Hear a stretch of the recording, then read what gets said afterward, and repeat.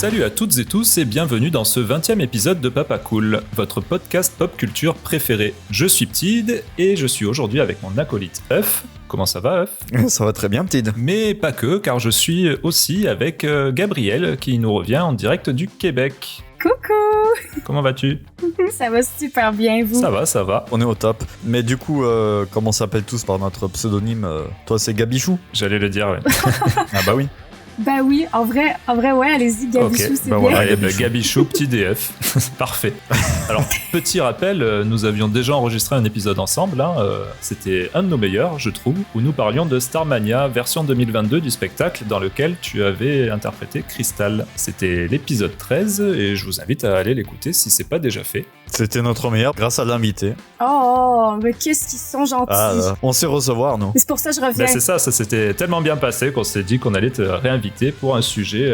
Donc on parlera, vous l'aurez compris, de Stranger Things. Starmania. Ah mince. Ah, peut-être un crossover, ouais, ça pourrait être sympa. Ou pas, hein, on n'est pas obligé non. aussi. Et du coup, comment ça va pour toi depuis l'an dernier, alors ? Ben oui, ça va bien. Écoutez, moi j'ai commencé des nouvelles études, donc présentement je suis... ça existe pas en France. Ça s'appelle le cégep. C'est comme entre le lycée et l'université. Oui, je m'en souviens, tu nous en avais un peu parlé que tu allais commencer l'an dernier, ouais. Ok. Ouais, donc ben là j'ai commencé, donc et c'est un métier qui n'existe pas chez vous non plus. Ok. Donc, Qu'est-ce que c'est donc ? c'est hygiéniste dentaire. Donc en fait, c'est pas comme un assistant dentaire, tu peux faire plus de choses qu'un assistant et t'as pas besoin d'être supervisé en permanence par un dentiste. D'accord. Mais bref, c'est dans le secteur dentaire et c'est très manuel. Ok. Donc c'est très chouette, j'aime bien. On fait des sciences, on apprend la pathologie, la microbio. Très bien. Bah, super. Ah bah c'est bien, ouais. Et du coup, là, il te reste combien d'années d'études encore ? 8. Oui, c'est ça. Non, c'est 3 ans d'études. Donc là, j'ai une session de fait. Je vais avoir terminé la première année d'ici à peu près 2 mois et demi. Ok. Et puis, je continue de chanter à côté. Ma résolution de 2026, c'est faire un peu plus de contrats, de reprendre un petit peu à chanter, Ouais. reprendre mes contacts à Québec. Donc, on essaie de faire les deux. Ok. On essaie. Ah bah c'est bien, ouais. Eh ben, super. Ah oui, j'allais passer aussi à la petite anecdote. Euf, tu as sûrement une petite anecdote parentale récente, vu qu'on est dans Papa Cool. Bah ça fait un moment qu'on sait pas... Enfin, la dernière fois qu'on avait fait un podcast, c'était avant Noël, je crois. Donc, C'est vrai. pour revenir sur Noël un peu, donc on est venu en France, nous, pendant 3 semaines. Ça a bien commencé malgré le temps pourri que vous nous avez préparé, là. Il faisait que pleuvoir. Ouais, ça a pas changé ça, depuis 2 mois. Oh. Ils ont tout le temps du ciel bleu. Mais On a ça des va, fois quoi. des petites éclaircies, mais... Et donc voilà, il faisait moche au début, après il a fait un peu beau, et après les enfants sont tombés malades, donc c'était top. Je pense que tout le monde est tombé malade, en vrai, cet hiver. Ouais, mais carrément, quoi. C'est dingue, quoi. Genre, tous mes collègues ou quoi racontaient qu'ils étaient tout le temps malades. Ces vacances, c'était un peu fou, ouais. En vrai, la différence, pour avoir vécu des hivers en France et des hivers ici, je trouve que les hivers en France sont plus chiants parce que il fait très humide. Ah oui. Donc c'est un froid humide, ça rentre dans les vêtements, c'est Ouais. ignoble. Ici, don't get me wrong, hein, il fait très très froid et ça claque, hein, ça te pince les joues. Mais c'est un froid C'est sec. sec. Ouais, Donc, c'est il plus fait sec plus là-bas, ouais. froid, mais je trouve que quand t'es bien habillé, c'est soutenable. Et je me souviens, mon premier hiver sur Paris, non, mais il faisait, je pense qu'il faisait 5 degrés. Je mourais de froid, vraiment. Et je me disais, mais what? Genre, je suis faite pour le froid. Qu'est-ce qui se passe? Je viens Ouais, du c'est froid, pas qu'est-ce qui se passe? C'est que c'est pas le même froid. Allez, toi, Ptid. Et moi, Ptid, juste avant de parler de mes enfants rapidement, je fais suite à mes galères de voiture avec ma saxo depuis la dernière Le fois. point voiture. Parce que je sais que la France entière est en émoi depuis plusieurs épisodes là, à cause de mes péripéties palpitantes avec ma voiture. Le Patreon atteint les 25 000 euros. Du coup, ouais, elle m'a refait la même panne, donc tout qui s'était en conduisant, donc j'ai lâché l'affaire. Je l'ai filé à mon garagiste qui cherche toujours la panne. Mais de mon côté, je me suis pris une petite voiture électrique, donc voilà. Oh! Je peux ramener les enfants à l'école sans passer par le vélo tout le temps. Voilà, une petite Dacia Spring et j'en suis très content. Oh! On se fait plaisir, hein. C'est bien! Et sinon, côté enfant, on est dans les travaux de leur chambre, là. Donc, on a refait le sol, les murs de la chambre de fille. Et là, on s'attaque cette semaine aux murs, sol et placards à créer de fils. Et lorsque vous écouterez l'épisode, j'espère qu'on aura bien avancé, voire même terminé, parce que j'en ai un peu marre des travaux. C'est compréhensible. C'est très prenant, les travaux. Et surtout quand tu vis dans la maison où tu fais les travaux, quoi. Ah, mais là, c'est Quand sûr. tu les fais avant, à la limite, ouais. C'est vrai. Et voilà. Je vous propose qu'on passe à notre petit truc cool du moment. Oui.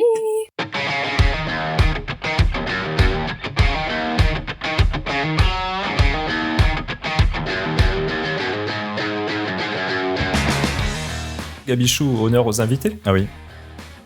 T'as oublié. J'ai pris un bonbon, donc commencez. Ah, ok.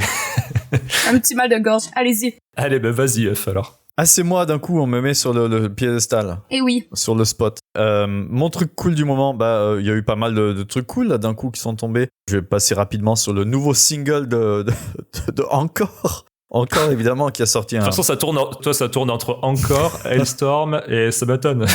arrête Ton un truc peu. cool chaque mois. Bah écoute, j'écoute tout le temps les mêmes choses, écoute.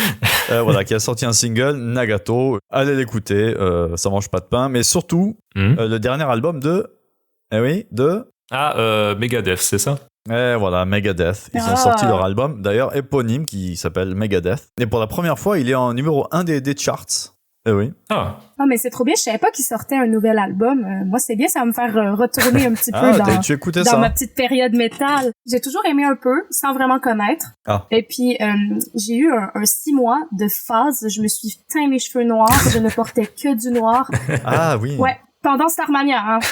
Pendant Starmania, j'ai eu une phase gothique. Ah oui. Ah, c'était, je vous jure, on sortait d'un 3 mois de congé. Je reviens en France, les cheveux noirs, elle porte que des grosses bottes comme ça. Ah ouais. Tout le monde a fait, ça va. Et j'ai dit, c'est une phase, guys. C'est pas grave. Tu savais que c'était une phase, quoi. Mais j'ai adoré. Oui, mais en vrai, j'en avais besoin, mais c'était trop bien. Et en termes de musique, j'ai adoré, j'ai fait des super belles découvertes. C'est un peu moins mon mood en ce moment, mais Megadeth, c'est quand même dans les tops. Avec Skillet. J'adore Skillet. Comment tu dis? Skillet? Vous connaissez pas? Non. Allez écouter, c'est bien. Ok. On ira écouter, ouais. Bah ouais. Mais du coup, je veux savoir, quand tu chantais, du coup, pendant Starmania et que t'étais gothique, tu faisais du growling un peu, ou des trucs comme ça? Alors, pas du tout, mais c'est pas dans mes capacités vocales, hein, mais pas du ça tout. s'apprend. Ouais, sauf que c'est le genre de truc que c'est un no return. Si tu vas là, tu peux pas revenir en arrière. Ouais, peut-être que tu veux un peu t'esquinter la voix, ouais, c'est... Oui. Ah c'est très technique. Ouais. Mais il y en a qui font les deux aussi, hein. Il y a beaucoup de chanteuses justement qui font les deux. Oui, remarque qu'ils font du clean et du... Ouais, mais bon, combien de temps ça dure après? Est-ce que... C'est dans ça, la carrière? C'est que c'est possible de faire les deux. J'avais fait une formation. En fait, ma formation de chant principale, c'est du classique. Et après, quand je suis allée étudier la musique, j'ai fait une formation spéciale qui se concentre sur l'anatomie. Genre, qu'est-ce qui se passe anatomiquement pour faire différents types de sons. Si tu compresses tout ça, et ouais. C'est super intéressant, ça s'appelle le cours Estil. Et d'ailleurs, si ça vous tente d'aller regarder ça, c'est vraiment très intéressant. Et puis, j'avais fait une petite formation un peu masterclass sur justement le growl, tout ce qui est très poussé dans le métal, dans le rock. Vous voyez le type de son. Oui, la distorsion dans la voix, tout ça, ouais. Exactement, c'est ça le mot que je cherchais, merci. Distorsion vocale. Et c'est super technique, c'est très intéressant parce que justement, il faut le faire sans se blesser. Oui, voilà, but, mais c'est effectivement, si tu fais ça, tu peux faire autre chose encore, mais encore une fois, pour combien de temps? Ouais, c'est ça. Ça laisse des traces, voilà. Ah ouais. Eh bien, écoute, on apprend des choses dans Baba Cool. Ah bah oui, c'est fait pour ça. C'est fait pour ça. C'est très bien. Et du coup, je reviens juste, il y a quelques titres pas mal, titres qui sont sortis en single un peu avant, comme Tipping Point, Let There Be Shred, qui est pas mal, Puppet Parade et I Don't Care, qui est plutôt punk, qui te plairait. Petite, je sais pas si tu l'as écouté. Ok, mais tu nous en as pas parlé la dernière fois, puisque j'avais fait la blague avec la chanson I Don't Care. Bah oui, peut-être.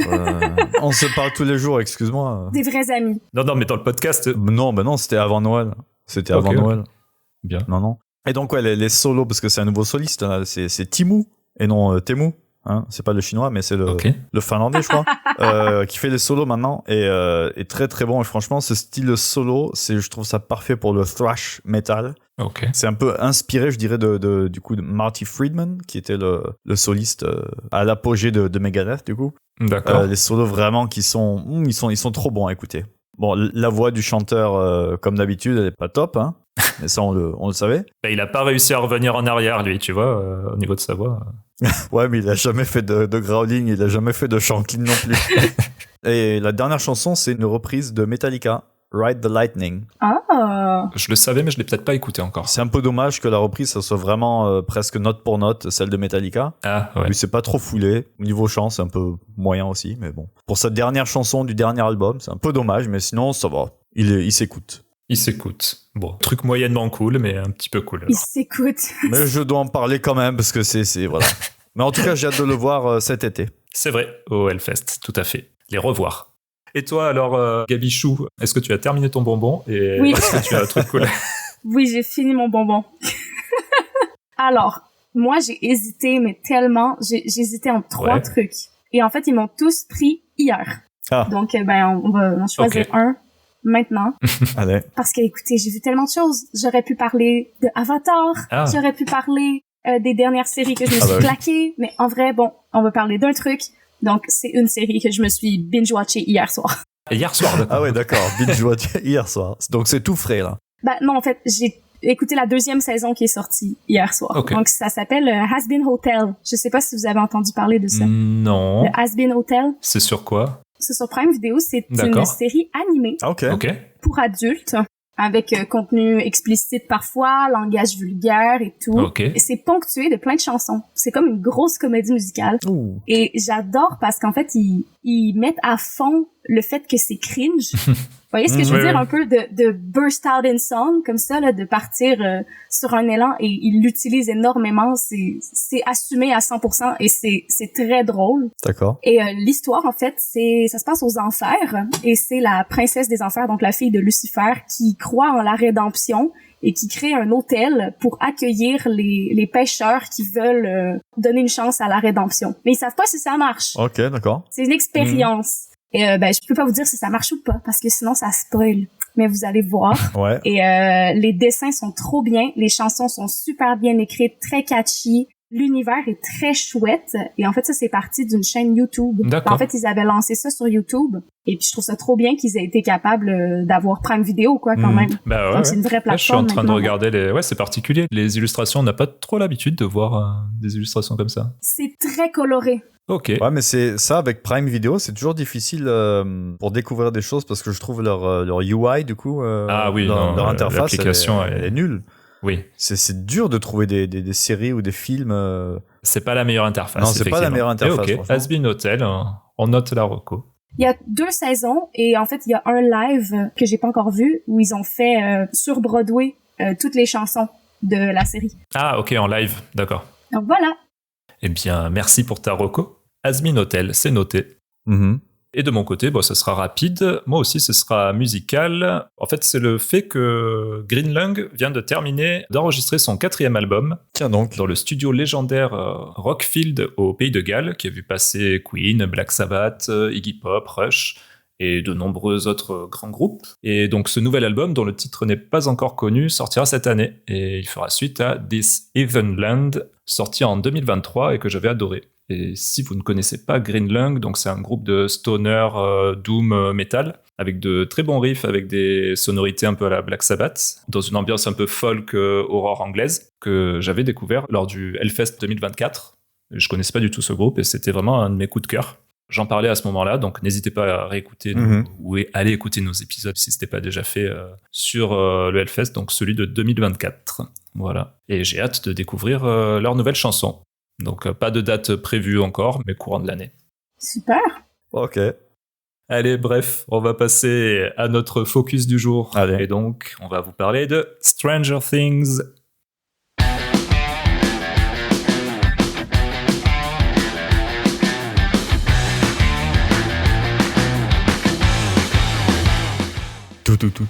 Qui fait la musique?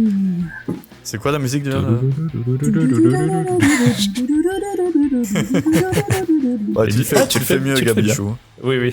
Ben oui, un bel accord majeur 7. Ah. C'est beau, on aime ça. Allez, la musique. Je prends des cours de guitare, mais je connais pas les notes. Bah ouais, Vincent, toi tu prends la théorie, là. J'en ai jamais fait, moi, de théorie. Bah ouais, mais je suis très mauvais, donc voilà, j'ai du mal. Surtout sur le rythme. Ça va venir. Bah j'espère.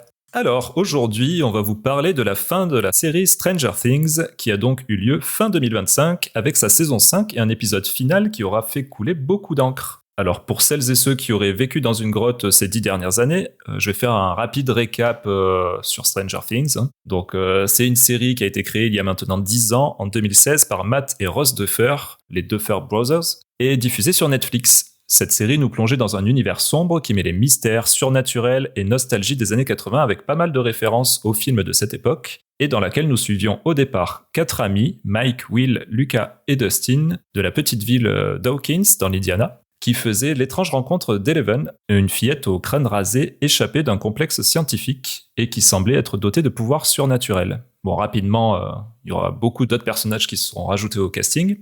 Ah bon? Ouais, un peu trop même, on va en discuter. Et ensemble, ils ont, au fil des saisons, dû affronter des créatures assez horribles venues d'une autre dimension, appelées l'Upside Down, afin de sauver leur ville et le monde de l'emprise du mal. Voilà pour le petit résumé. Wow. Tu fais ça mieux que moi, hein? Ouais, si vous avez d'autres trucs à rajouter. C'est excellent, c'est très bien, ça résume bien. Non, c'était, ouais, spot on. Parfait. Et donc, petit flash forward de 10 ans, la série vient de s'achever avec la saison 5 au bout de 42 épisodes et environ 1,2 milliard de vues depuis son lancement, la faisant d'ailleurs passer devant Squid Game et Mercredi en termes de vues. Je sais pas si on dit... Ouais, on doit dire Mercredi aussi chez toi. Hein, ben oui. Ou ils ont gardé Wednesday. Non, on dit Mercredi aussi. Okay. Le personnage est connu comme ça. Et Stranger Things, on dit comment? On dit choses bizarres. Ça serait trop bien. Mais non, on dit Stranger Things aussi. Ok, ça aurait pu, hein. On vient de nommer 2 exceptions quand même, c'est fou. Ben ouais. Donc on a le même titre. Mais vous vous rendez compte? Ouais, c'est vrai. Petit disclaimer, ce sera full spoiler cet épisode, parce que sinon je saurais pas trop comment parler de la série sans en parler vraiment. Voilà, c'est dit. Est-ce que l'un de vous deux veut commencer et poser les bases du début de cette saison 5? Allez, vas-y Gabichou. Moi? Bah oui, tu t'y connais toi. Donc, ben alors, pour nous situer dans le début de la saison 5, on est laissé à la fin de la saison 4 sur le sol de Hawkins qui s'ouvre avec des immenses fissures qui mènent sur le Upside Down. Et c'est comme ça que la saison 4 se termine. Si je me trompe pas, me semble. Je crois que c'est ça. Moi, tu vois, je m'en souvenais même pas, tu vois. Moi non plus. 3 ans. Je savais plus ce qui s'était passé en fait. Mais c'est vrai, ouais. À ma défense, pour me préparer à la saison 5, j'ai revu la saison 3, 4. Ok. Je suis vraiment... J'aime bien connaître. Donc voilà. Donc les acteurs, tu les vois pas grandir du coup, c'est seamless, tu vois, Oui, c'est les mêmes. Excessivement. Et d'ailleurs, c'est un point que je vais amener, mais peut-être un peu plus tard quand on en aura parlé, mais d'être revenu après avoir vu la fin et de revenir écouter la saison 1, je vous jure, ça fait un choc au niveau aussi même de l'évolution des technologies. Ah, c'est vrai, ouais, j'ai pas pensé à regarder ça. Ouais. Je me suis posé la question en voyant un extrait de la saison 4, tu vois, je me disais même peut-être des fois entre 2 saisons, c'était il y a que 3 ans au final, mais... On fera une petite parenthèse parce que ça vaut la peine, honnêtement. C'est vrai, t'as raison. Donc voilà, on est laissé à la fin de la saison 4 sur le sol de Hawkins qui s'ouvre avec des grosses fissures vers le Upside Down et on reprend au début de la saison 5. Je crois que c'est un an plus tard. Il y a Max aussi qui tombe dans les pommes. Dans les pommes. Dans le coma, quoi. C'est vrai, oui. Elle s'évanouit, quoi. Max est dans un coma, on sait pas encore... En fait, on pense qu'elle est morte. Moi, je pensais qu'elle était morte, Max, en vrai. Je sais plus ce que je pensais. Mais pareil, je m'en souvenais plus, tu vois. Parce que pendant un moment, elle était quand même Elle était déjà dans le coma dans la saison 4. Je sais plus. En fait, le major truc de la saison 4, c'est Vecna qui suit les gens et qui, graduellement, il prend des victimes et il les tue dans leur tête. Ils rentrent dans leur tête. Oui, c'est ça le gros point de la saison 4, qui d'ailleurs nécessiterait presque un épisode à cause juste de l'épisode 1. L'épisode 1 de la saison 4, c'est grandiose au niveau de comment c'est réalisé, je trouve. On aurait dû revoir aussi parce que je m'en souviens plus non plus. Ouais, faudra revoir parce que j'ai absolument aucune idée de ce que tu racontes. Je suis tout oublié. Je vais essayer de faire une parenthèse rapide, mais il me présente Chrissy. Je sais pas si vous vous souvenez, Chrissy, la cheerleader. Ah oui, si, ouais. Parce qu'il y a Eddie qui se retrouve dans sa caravane, mais pourquoi déjà? Ouais, en fait, c'est que Chrissy est harcelée par Vecna, qui lui envoie ses traumas et tous ces trucs. La première fois qu'on voit Chrissy, on pense qu'elle va super bien. Et puis au fur et à mesure de l'épisode, tu vois des moments où est-ce que on fait que la voir passer et elle est mal, genre ça se voit. Au niveau de la réalisation de ce personnage-là, je trouve que c'est super intéressant parce que tu suis un personnage pour le tuer. À la fin du premier épisode, elle meurt, Chrissy. Ouais. On la voit mourir avec tous les bras. Ah oui, c'est ça, c'est les bras et les jambes qui vont dans tous les sens. Au plafond et tout ça là. Ça y est, je m'en souviens. Ouais. Et tu l'aimes bien, genre tu finis par bien l'aimer. Elle passe un moment horrible et puis elle va voir Eddie en lui demandant est-ce que t'as de la drogue, parce qu'elle pense qu'elle est en train de devenir folle, puis elle veut se relaxer, puis elle lui amène de la marijuana, du weed. De la Marie-Jeanne. Et puis elle dit t'aurais pas de la Marie-Jeanne. Oh, et du cannabis. Il y a trop de mots pour dire ça. Mais il lui amène ça, puis il lui dit t'aurais pas quelque chose de plus fort.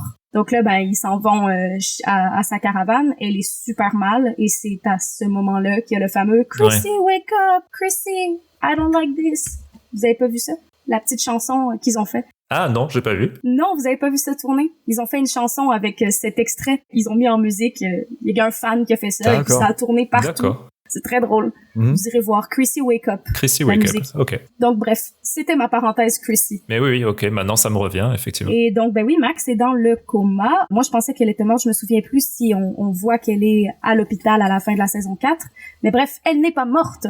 Et donc, elle est juste dans un gros coma, impossible de la réveiller. Et il y a Lucas. Et donc, Lucas va la voir régulièrement pour mettre la musique, essayer de la ramener, parce qu'il sait pas où est-ce qu'elle est. Si elle est vraiment dans un réel coma médical ou si elle est ailleurs. Ça. Et qu'est-ce qui se passe d'autre dans le premier épisode? Ah oui! Les militaires ont pris possession de Hawkins. Oui, voilà, c'est ça. Après la petite pluie de particules qui s'est mis à tomber, la petite neige de particules à la fin de la saison 4, pour camoufler le fait qu'ils sont clairement là pour essayer de trouver c'est quoi le problème avec le Upside Down. Ils disent à la population que c'est un séisme. Il y a eu un phénomène. Oui, il y a eu un séisme, on sait pas ce que c'est. Et comme les gens ont probablement respiré les particules, il faut pas sortir de Hawkins parce que bref, Hawkins est isolé. C'est militairement isolé. Personne peut sortir, personne peut rentrer. Tout est très réglementé. Ah, c'est un peu comme les Simpsons, en fait. Le film des Simpsons, c'est pareil. C'est vrai. Avec le dôme.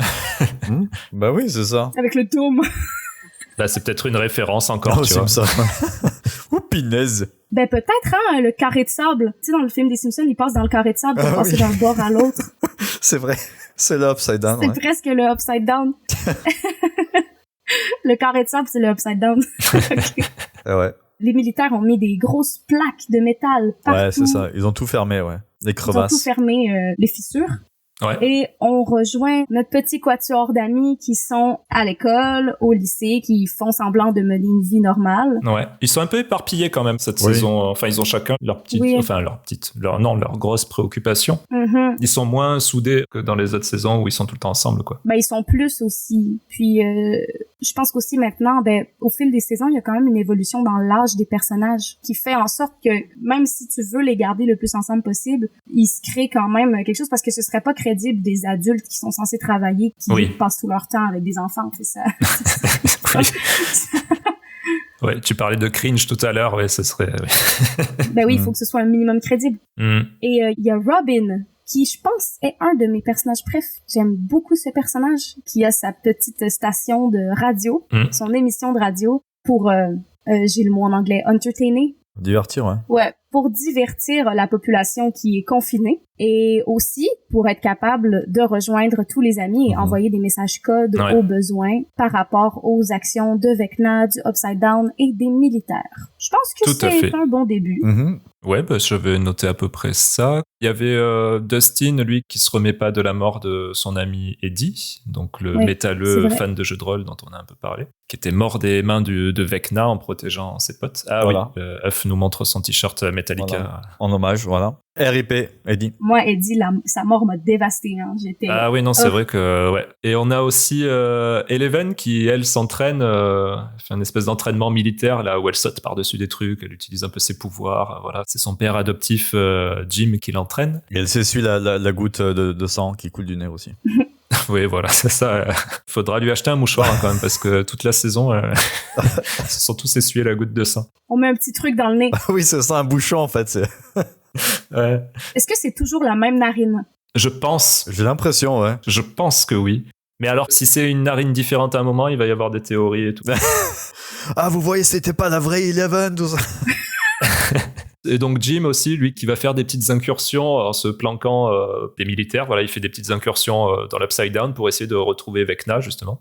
Et on a aussi des nouveaux persos, ou certains qui existaient avant, mais qui n'étaient pas mis en avant, notamment Holly, la petite sœur de Mike, qui, elle, commence à avoir un ami imaginaire, à parler à un ami imaginaire. Donc on se doute que c'est Henry, hein, comment on dit, l'alter ego de Vecna, enfin l'alter ego, c'était ça le mot que je cherchais de Vecna. Voilà, et je sais plus, c'est déjà dans le premier épisode, ça, on peut en parler aussi, elle se fait enlever par un Démogorgon. Oui. Dans une assez bonne scène d'ailleurs que j'avais bien aimée, de Home Invasion. Oui, non mais cette scène avec la mère, non mais quel character building de Karen, j'adore. C'est vrai que cette actrice, enfin ce personnage, on le voyait pas trop, et puis il était pas très intéressant, et là... Ben, depuis la saison 3, à peu près, on commence à la voir un peu plus, parce que je sais pas si vous vous souvenez, je vais vous rappeler, mais saison 3, il y a un petit crush avec Billy, le frère de Max. À la piscine municipale. Tout à fait, ouais. Non, j'avais oublié, mais effectivement, t'as raison. Ben oui, ouais. Qui va se faire avoir par le Mind Flayer, si je me trompe pas à ce moment-là, c'est le Mind Flayer. Ben, la mère, on la voit un peu plus à chaque saison avec ça, donc j'ai trouvé génial, en fait, que vraiment, on ait quelque chose de concret avec Karen. J'ai bien aimé ce personnage, c'est vrai. Et la scène du bain. Oui. J'ai adoré quand il se cache en dessous. Oui, il y avait de la tension, ouais, c'est vrai, parce qu'en même temps, il y avait les autres amis qui arrivaient à fond la caisse avec leur voiture, je crois, c'est ça, pour venir les secourir. Ouais. Donc on se disait, est-ce qu'ils vont arriver à temps pour les aider? Il y avait avec Eleven et tout ça, je crois. Hein. Oui. Ouais, il faut quand même mentionner aussi, pour ceux qui n'ont pas vu la série, ou pas encore, qui n'ont pas encore vu la fin, avant, on était parti sur des épisodes d'environ 45 minutes. C'était assez constant. C'était long, là, maintenant. Sauf peut-être pour les derniers épisodes de chaque saison, ben c'est normal, tu sais, il se passe un petit peu plus de choses, l'épisode est plus long. Mais là, on est sur des épisodes, c'est des films. Chaque épisode, c'est presque un film. Ouais, ça fait minimum 1 heure, ouais. 1 heure plus, ouais. Et t'en as 2 de 2 heures, ouais. Donc voilà, faut s'accrocher, faut avoir le temps. Oui. Après, au niveau du rythme, on y reviendra sûrement, mais c'est vrai que bon. Ouais, je voulais en parler un peu plus tard, moi, le rythme, peut-être vers la fin. Mais oui, je suis d'accord. Ah, mais cette phrase veut tout dire. Oui, on en reparlera, mais c'est vrai que bon, ça veut tout dire. Ouais, non, le rythme, c'était un gros problème cette saison. Non, mais on peut parler comme justement, Gabichou, tu avais parlé de l'évolution de Karen, on peut parler un peu de l'évolution du ton de la série et aussi l'évolution des personnages principaux. Mais carrément. Enfin, sur l'évolution déjà du ton de la série, moi c'est une question que je me posais parce que j'ai lu des articles avec le ton de la série qui était de plus en plus sombre et tout, mais moi je sais pas si ça a vraiment changé au fil des saisons parce que je trouve qu'il y avait quand même des morts horribles dans les premières saisons. Pour moi, ça a toujours été quand même assez sombre. Ouais. Je sais pas vous, comment vous l'avez ressenti par rapport à ça? Surtout par rapport au début, parce que j'ai relu un peu, et c'est vrai, comme me souvenant du début de la première saison notamment, où c'était vraiment centré, c'était un groupe de gamins, quoi, vraiment. Il y avait ce côté magique, un peu mystérieux, cette aventure entre les enfants, tu vois. Oui. Et surtout les acteurs, je trouve qu'ils collaient très très bien aux personnages à ce moment-là. Donc après, ça a évolué, forcément, ils ont grandi, etc., etc. Mais le début, pour moi, c'est ça. Après, c'est vrai que vers la fin, c'était un peu plus sombre, il y avait plus de morts, plus gore un peu. Ouais, mais dans la saison 1, t'avais Barb, c'est ça, Barbara, oui. ça s'appelait. Ouais, c'est ça. Il y avait Sam Gamgee, là, je sais plus. C'est la saison 2. Ah, c'est la saison 2, ça, mais oui. Ah oui, mais bon, c'est quand même le début. Hein. Oui, d'accord. Non, mais tu veux dire qu'il y avait des morts aussi? Ah oui, qui étaient plutôt horribles en général. Ouais. Oui. Oui, comme je me suis refait la saison 1 récemment avec ma mère, oui, effectivement, je trouve pas que le ton a si changé que ça. Ouais. C'est surtout comment les personnages ont évolué et aussi de les voir grandir. Et comme je disais, il y a vraiment une évolution au niveau des technologies. Moi, ça m'a pas choqué, genre what, mais plus choqué, genre je me souvenais pas en fait que ça ressemblait à ça. Ah ouais. Même l'allure des lianes, l'allure des racines, ça l'a évolué. Ah ouais, tu veux dire pas énormément, mais ça l'a évolué en qualité. D'accord. Oui, au niveau des je pense même pas que c'est des effets visuels, je pense que c'est pratique. Je pense que c'est des effets pratiques. J'ai lu un truc à ce propos, ouais. Ils ont utilisé je sais plus combien de milliers de litres de liquide là pour faire les échographies, tu sais, le liquide très visqueux, très très glissant là. Ouais. Et ils ont utilisé ça pour faire du coup les lianes bien gluantes, quoi.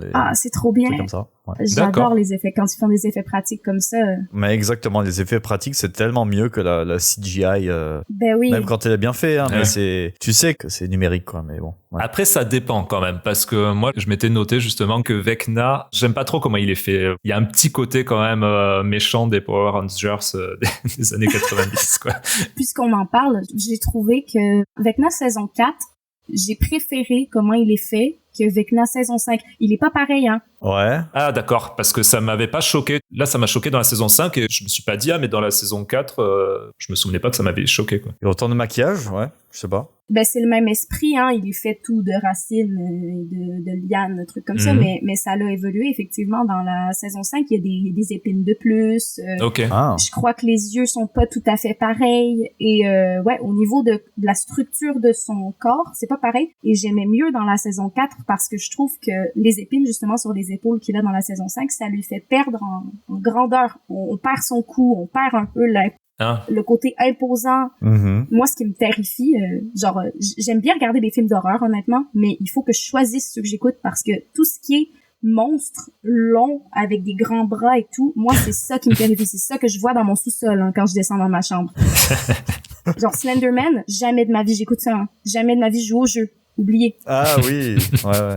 Mais c'est quoi, c'est un jeu vidéo ça? Ouais, à la base. Mais ils ont fait un film aussi qui paraît qui est très mauvais. Ah, ils ont fait un film? Non, à la base, c'était les creepypasta, là. Ah oui, c'est vrai! C'était des faux trucs sur Internet et... Ouais. Mais après, moi, j'ai plus suivi, tu vois. Je savais même pas qu'il y avait un film ni un jeu vidéo. Mais pour moi, Slenderman, je connais sur Internet des années début 2010, je crois, je dirais. Ou même un peu avant. Ah, mais oui, j'avais oublié que c'était un creepypasta. Mais c'est vrai, oui. Okay. Et puis, c'est l'incarnation de ce qui me terrifie. Quelque chose qui a pas de visage, qui est long, grand, avec des... Je peux pas. Je vois. Vecna, c'est pas exactement ça, mais il y avait quand même quelque chose, tu sais, dans la longueur, il est grand et tout. Oui. Et vraiment, savez-vous combien d'heures il passe sur la chaise de maquillage? Ouais, c'est genre 7 heures, un truc comme ça, je crois. C'est genre 7 heures. Et bref, j'ai trouvé ça un peu moins bien dans la saison 5, effectivement. Ils ont voulu faire une évolution, mais ils auraient pas dû changer ça. Ouais. On peut passer du coup sur les arcs narratifs des personnages principaux. Qu'est-ce qui vous a plu? Qu'est-ce qui vous a déplu sur cette fin de parcours des personnages? Le A. Les arcs narratifs. Il y en a beaucoup des arcs narratifs. Ah oui, mais il y a beaucoup de personnages, ouais. Je me fais une petite liste. Moi, je suis un peu résumé ça. Il y a toujours, au début de la saison, on voit donc Eleven qui est avec Hopper. Et il est toujours en train de la surprotéger, en gros. Bien qu'elle veuille s'émanciper, tout ça. Elle dit, je suis prête, tout ça. Mais non, il la surprotège. Il y a Will, c'est un peu la même chose avec sa maman. Ce qui est assez fou, parce que la maman de Will sort avec Jim. Donc, les deux sont des gros parents poules. Ouais, c'est ça, ouais. C'est vrai. Mike, je sais même pas ce qu'il a comme arc narratif. Mike, il en a pas vraiment, dans la saison 5. Pas vraiment, non. Mais il y a plein de personnages qui sont là, mais on sait pas trop à quoi ils servent, enfin. Ah, Mike, c'est quand même, il était vraiment central dans toutes les autres saisons. Oui, voilà, ouais. Et là, on le voit un peu au début, et on le voit surtout à la fin, mais sinon, on ne le voit pas du tout, ouais. Mais ça, vous voyez, moi, personnellement, c'est pas quelque chose qui me choquée parce que justement Mike est tellement central depuis le début, puis au fil des saisons on le voit. By the way, je fais juste une parenthèse, on le sait que Will il est potentiellement homosexuel, on le sait depuis un moment, on voit, on le sait, genre on le savait que ça arrivait. Oui. Donc les gens qui parlent de cette scène-là, effectivement il y a des choses à dire, mais ça, les gens qui sont contre ça, moi je suis comme bruh, on le voit devenir gros comme un autobus depuis le début. Je veux dire, au bout d'un moment, on n'est pas surpris, non. On va arrêter. Ben oui, c'est ça. C'est pas ça la surprise. Donc, bref, mais il y a un moment où il avait fait un dessin qui montre à Mike, c'était leur party de Donjon Dragon, et il dit « You're the heart ». C'est toi le cœur à Mike. Donc Mike, je pense qu'il représente vraiment l'élément qui rallie tout le monde. L'élément central. Ouais, et donc ça m'a pas choqué qu'on s'attarde un peu moins sur lui, parce que comme ils se tiennent un peu tous ensemble, et que justement, maintenant, le petit groupe central de 4 qu'on connaît depuis le début, il est plus soudé que jamais vers la fin, sauf avec Dustin, qui lui, on va parler de son petit narcissique. De son petit caca nerveux.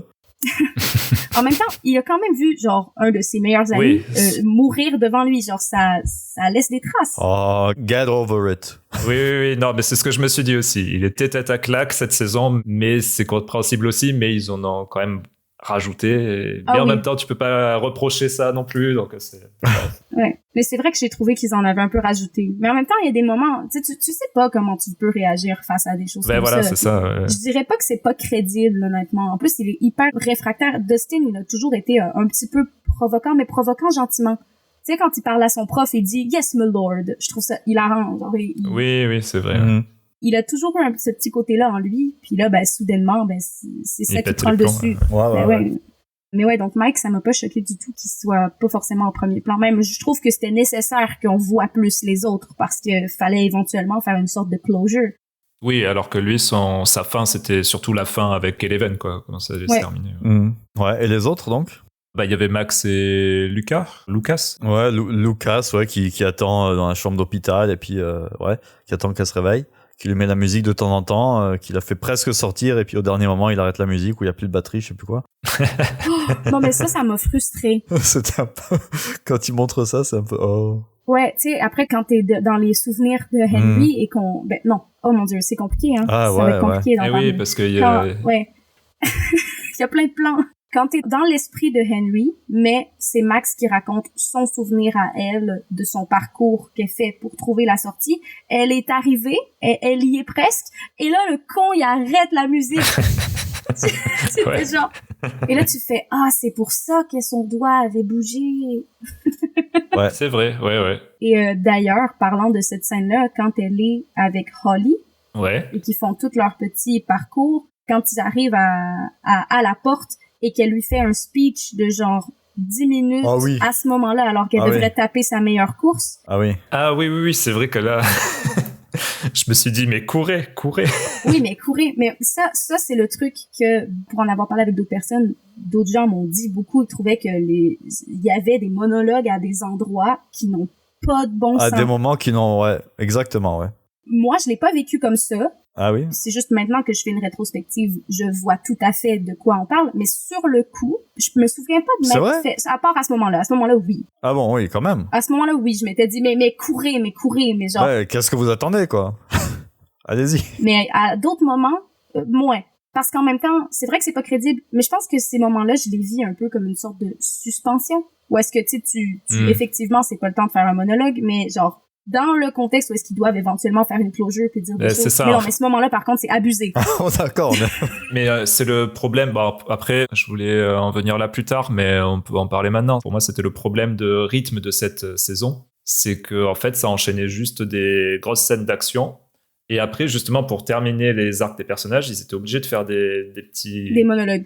Des dialogues ou un monologue d'une personne à une autre. À chaque fois, c'était souvent 2 personnages, tu vois. Donc, t'as grosse scène d'action, gros monologue, grosse scène d'action, gros monologue. Ça s'enchaîne que comme ça toute la saison, mais parce qu'il y a énormément de personnages, en fait. Et j'ai l'impression qu'ils n'ont pas trouvé la solution pour inclure tous les personnages et inclure leur fin afin que ce soit rythmé, quoi. Je trouve que c'est difficile quand des séries créent un aussi gros hype. Donc, quand on va pas se mentir, Stranger Things, ça a créé un gros truc. Je pense que quand t'annonces une fin, c'est rare, en fait, que les gens sont « Ah, wow, la fin, elle était incroyable, c'est exactement ça que je voulais, c'est fou, c'est parfait. » Oui. Les gens sont souvent déçus, oui, c'est vrai. Oui. Non, mais c'est pour ça que ça, après, il vaut mieux pas attendre non plus trop de choses d'une fin, je pense, et se laisser surprendre, Oui, c'est ça. Et je pense que c'est pour ça que je fais partie des gens qui ont quand même vraiment apprécié.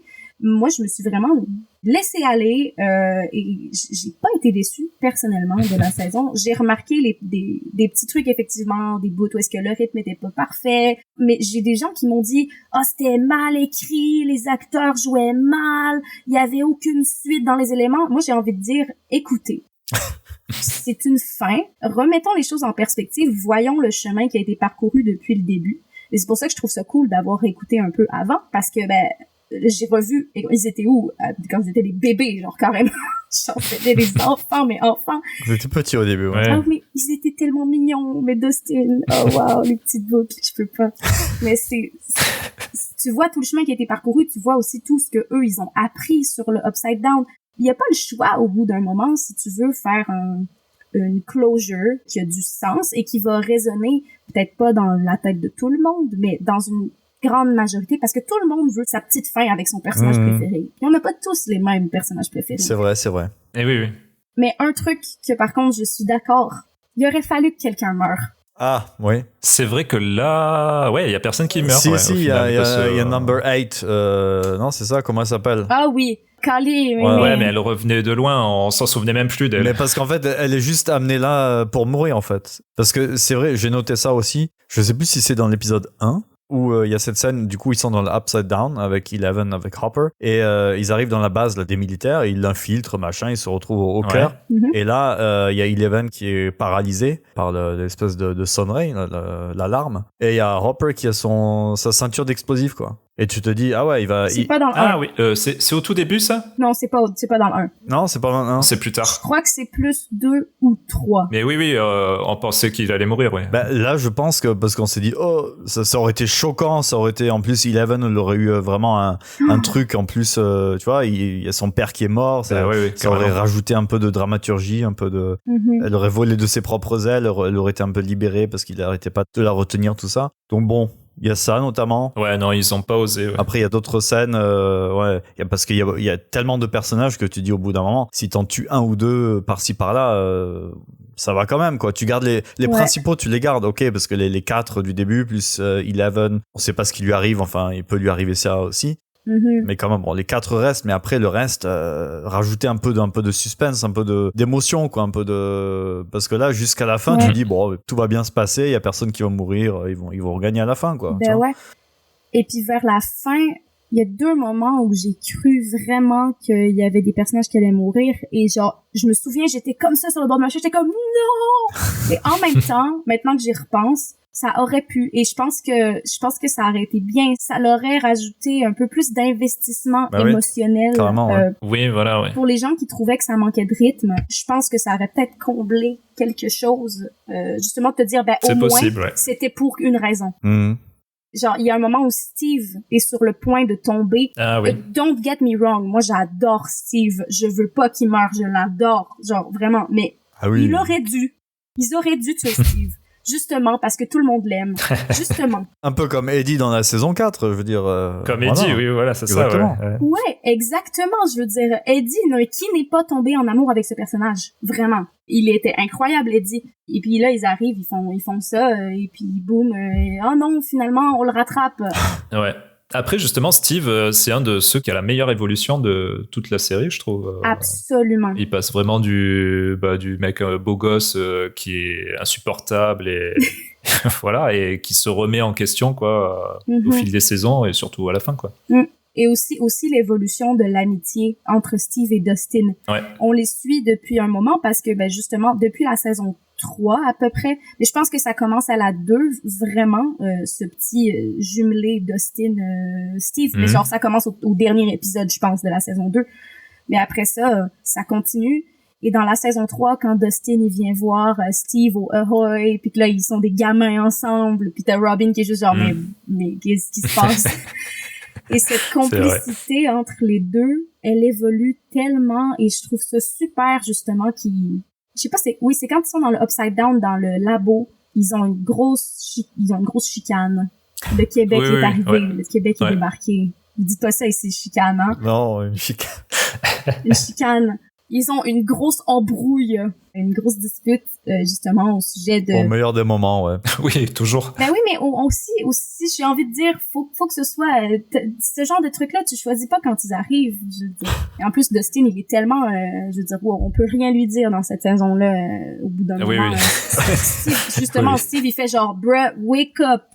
On peut rien te dire, c'est chiant. Il est irritable. Oui, ben il est super irritable, super à fleur de peau. Mais j'ai trouvé ça super qu'ils aient ces moments-là, et aussi de voir Dustin se mettre à pleurer sa vie, de dire non, je veux pas que tu y ailles, je peux pas te perdre toi aussi, je peux pas te voir mourir devant moi. Là, on le met vraiment face à son trauma, et j'ai trouvé ça très humain. Là, on comprenait. Ouais. Il y a beaucoup de moments dans cette saison, quoi que les gens en disent par rapport au monologue, où j'ai trouvé que c'était excessivement humain comme réaction. Et dans des grosses séries comme ça, où il se passe beaucoup d'action, je trouve que c'est facile au niveau de la narration d'aller chercher quelque chose, justement le côté héros. Genre, on est des héros, on y va, et les émotions attendront à un moment plus opportun.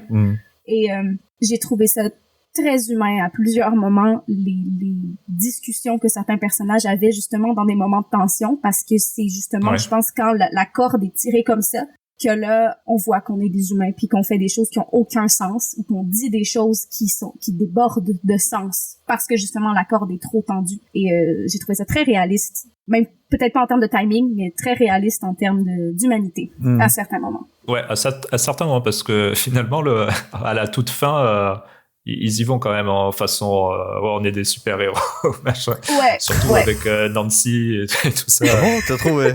Ouais. On peut parler des petites références qui sont disséminées. C'était Rambo, ça? Bah oui, carrément. À quel moment? Bah, Nancy avec ses grosses armes et tout ça. Ah oui. Bah oui. Même au niveau de la coupe de cheveux. Oui, on aurait dit Rambo, John Rambo, ouais, c'est ça. C'est Rambo. Mais dans cette saison, il y avait effectivement beaucoup de références culturelles, pas juste par rapport à des films, mais non, c'est vrai. Beaucoup de références culturelles que j'ai trouvées super intéressantes. Genre dans le premier épisode, quand, justement, en code, Robin, elle envoie la musique Upside Down. Oui. J'ai trouvé ça tellement bien parce qu'effectivement... J'ai trouvé étonnant qu'il avait jamais utilisé, d'ailleurs, cette musique auparavant, tu vois. Ouais. Oui, hein? Et c'était si rafraîchissant de voir des trucs comme ça. Et j'avoue, moi, à chaque saison, mes moments préférés, ce sont quand ils font les plans de qu'est-ce qu'ils vont faire. À chaque fois. Ah. Mais même dans Maman, j'ai raté l'avion, quand le petit, il fait son plan de la maison, c'est le meilleur bout. Je m'excuse. Genre, quand ils font leur petit plan d'action. Et donc là, cette scène-là, c'était pas encore le plan, mais de voir Robin faire son message code et tout le monde de son côté qui note « OK, ça, j'adore! »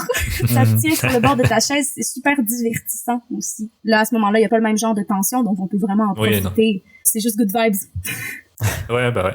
Mais effectivement, en référence même culturelle et pas spécialement cinéma, j'avais noté aussi les parallèles avec le Petit Chaperon Rouge ou même Dorothy du Magicien d'Oz pour Holly. Elle est habillée pareil, hein, quasiment, que Dorothy. Si je peux te couper, on parle de Holly. Vous savez que c'est une nouvelle actrice, du coup, qui joue Holly dans la dernière saison, hein, parce que avant, c'était une autre actrice. C'est ça. Ah, je me suis posé la question, mais... J'ai lu ça, ils l'ont pris exprès parce qu'elle savait jouer, elle a fait déjà plusieurs films et tout ça. Et l'autre, apparemment, c'était pas vraiment... Ouais, non, il y en avait deux, d'ailleurs. C'était des jumelles qui faisaient la petite Holly. Ah, ok. Ouais. Parce que t'as pas le droit de travailler plus de temps d'heures quand t'es un enfant, machin, tout ça. Du coup, voilà. Donc là, ils ont pris aussi Je voulais voir ça aussi, justement, le fait de le revoir. Je m'étais posé la question, parce que Holly, c'est pas un personnage qui est mis en avant, mais genre pas du tout, là. C'est un nouveau personnage. Je veux dire, on la voit dans le fond. J'avais complètement oublié qu'il avait une petite sœur, moi. Ouais, je m'en souvenais, mais c'était anecdotique, quoi. Ouais, on la voit manger dans sa chaise haute, quoi. Il a un papa, d'ailleurs, aussi, Mike. Oui, mais le père de Mike, qu'est-ce qui m'énerve? Il a aussi son moment où il attaque le Demogorgon, et puis c'est tout. Après, on le voit plus. Non, mais c'est tellement... Ouais, bon, il fallait pas en faire plus avec lui, hein, je pense. Eux, ils ont survécu aussi, tu vois, les deux, la mère, le père, ils survivent. Moi, je pensais, ils vont mourir. C'est vrai, non. La mère, moi, je pensais qu'elle était morte. Pour le coup, je pensais vraiment qu'elle était morte. Ouais. Et après, je la vois à la fin. Ah, mais ok, elle est pas morte. Mais le père aussi, donc ils font survivre tout le monde. Ouais, le père aurait pu mourir, honnêtement. En plus, genre, il est chiant, je m'excuse, mais genre, je veux dire, depuis le début, le fait de voir son évolution aussi, justement, son évolution qui n'existe pas, qui est inexistante. C'est vrai, oui. C'est vrai que lui... Je veux dire, Karen, on la voit, Karen, elle fait des trucs, on apprend des choses, mais genre, lui, depuis le début, c'est vraiment le père qui est mais pas du tout au courant que ses enfants font. Je veux dire, Karen, elle sait pas, mais elle s'en doute. Et puis justement, elle est pas dupe. Il y a plein de moments au travers de la série où est-ce que les enfants vont faire un truc puis elle est genre non, mais vous êtes où? Vous faites quoi là? Genre ça a pas de sens ce que vous faites. Et puis t'as le père qui est juste comme oui, avec son journal. Oui, ils font leur devoir. Puis à chaque fois, Karen, elle est juste genre mais est-ce que t'es con? Oui, je m'excuse, mais oui. C'est pour ça qu'elle essaie d'aller voir Billy après. Hein. Ah ben oui. Aïe aïe aïe. Qu'est-ce que j'ai noté comme autre référence? Oui, il y avait le personnage de Vicky, la copine de Robin, qui est le sosie de Molly Ringwald. C'est une actrice culte des années 80 qui jouait dans des comédies d'ados comme Breakfast Club, Pretty in Pink aussi. Oui. Et là, en fait, ils y vont vraiment à fond avec elle parce que donc ils ont pris même visage, même coupe de cheveux, et puis ils mettent même carrément le morceau à un moment qui s'appelle Pretty in Pink de Psychedelic Furs, qui avait donné son nom au film et qui avait aussi été réenregistré pour la BO du film. Donc là, vraiment, ils se sont fait un kiff avec ça, quoi. Ben oui. Il y avait Jurassic Park aussi, une grosse scène d'action. Dans la cuisine. Quand ils sont dans la... Ouais, dans Jurassic Park, c'est dans la cuisine. À l'hôpital. Et là, c'est dans la buanderie de l'hôpital, là, où t'as les espèces de... Je sais pas comment ils s'appellent, ceux-là, les chiens Demogorgon, là, qui viennent les attaquer. Ouais, ils les appellent les Demodogs. Voilà. Les Demodogs. Ah, ils sont différents? Ouais. J'avais même pas capté qu'il y en avait deux. Et c'est un peu les vélociraptors, quoi, dans la cuisine. C'est vrai. Et il y a Karen qui les sauve en mettant un truc dans la machine aussi. En vrai, moi, je suis d'accord qu'ils aient fait survivre Karen juste pour ce moment. Qu'est-ce que c'est bien. De la voir, tu sais, qui peut à peine marcher. Elle est tellement... C'est vrai. Mais genre, la force d'une mère sur l'adrénaline par rapport à des enfants. Mais j'ai lu des histoires là-dessus, genre qu'il y a une force décuplée soudainement, tu sais, que ça n'a pas de bon sens, justement, parce que la mère veut sauver ses enfants. En mode berserk, là, un peu. Ouais. Elle en a tellement, mais ça claque de toutes les histoires, là. Là, soudainement, dans une soirée, elle vient d'avoir comme le topo. Donc, ça fait 5 ans que ça dure. Voilà, il y a ça. Il y a un monde qui existe en dessous de nous. Oui, nous, tes enfants, ben, on combat ce truc-là depuis 5 ans. Allez, on prend une petite bonbonne, on la met dans la machine. Allez, c'est bon. Hop, terminé. Merci. Ouais, non, c'était sympa ce moment. Ouais. On parlait de Holly et de sa référence au petit chaperon rouge. Je veux mentionner, je crois que vous avez remarqué, c'est sûr que oui, quand on est dans l'esprit de Henry, les couleurs changent. Mais les couleurs changent vraiment. On est sur des couleurs très bright, très brillantes. Il y a tout qui est pop, ouais. C'est beau. Genre, moi, vraiment, là, la première fois qu'on arrive de ce côté-là, quand Holly aimait la robe costume design, gros big up à eux pour ce moment-là, parce que vraiment, la petite robe bleue avec le petit capuchon jaune, le pop de rouge dans le cou, j'ai trouvé ça magnifique. Ma maman est costumière, faut savoir. J'ai mis sur pause et j'ai dit, viens voir le costume, c'est trop beau. Là, elle regardait, elle était genre, c'est un genre de velours. Est-ce que c'est un lainage? Oh non, c'est ça. Bref, c'était un petit moment très chouette. D'accord. Même Max est pop. Genre, toutes les couleurs sont tellement... C'est là que tu vois que c'est pas la réalité. Et justement, avant que tu saches... Oui, non, c'est vraiment féerique, ouais. Mais avant de le savoir, avant que tu aies la confirmation que c'est pas la réalité, j'ai trouvé ça génial parce que ça te donne l'indice que c'est pas vrai. Ben oui. Visuellement, on le voit direct, oui. Ça détonne trop. C'était mes scènes préférées, les scènes de Max et Holly, moi, de cette saison. Sauf leur dialogue au moment où est-ce que c'est le temps de taper ta meilleure course. Oui, non, mais je veux dire dans l'esprit, en tout cas, d'Henry. Oui. Tous ces passages-là, même avec les nouveaux acteurs, là, je sais plus comment il s'appelle, le petit, avec les lunettes. Derek. Ouais, ces passages-là, moi, c'était un peu mes passages préférés de la saison. Bah, tu retrouvais un peu la saison 1, quoi, du coup, avec des enfants. Ouais. Ben ouais. Je trouve le personnage de Holly extrêmement inspirant. J'ai adoré son personnage puis sa venue, honnêtement, dans la série parce que on voit vraiment le passage d'une petite fille qui a peur et qui a pas le choix de trouver un courage. Mais à plusieurs reprises, il y a vraiment des moments où est-ce que elle a pas envie d'aller faire un truc et qu'elle s'oblige à aller le faire parce qu'il faut. Et je trouve que l'actrice était très bien aussi. Ouais. Et même l'histoire avec sa petite figurine, je me souviens plus comment elle l'appelait, mais j'ai trouvé ça très beau. Puis quand à la fin, les enfants lui comme arrachent son collier, ça aussi, ça a un sens. Où est-ce qu'elle se sent mentalement? Elle commence à être détruite par Vecna aussi, qui arrête pas d'aller jouer dans sa tête.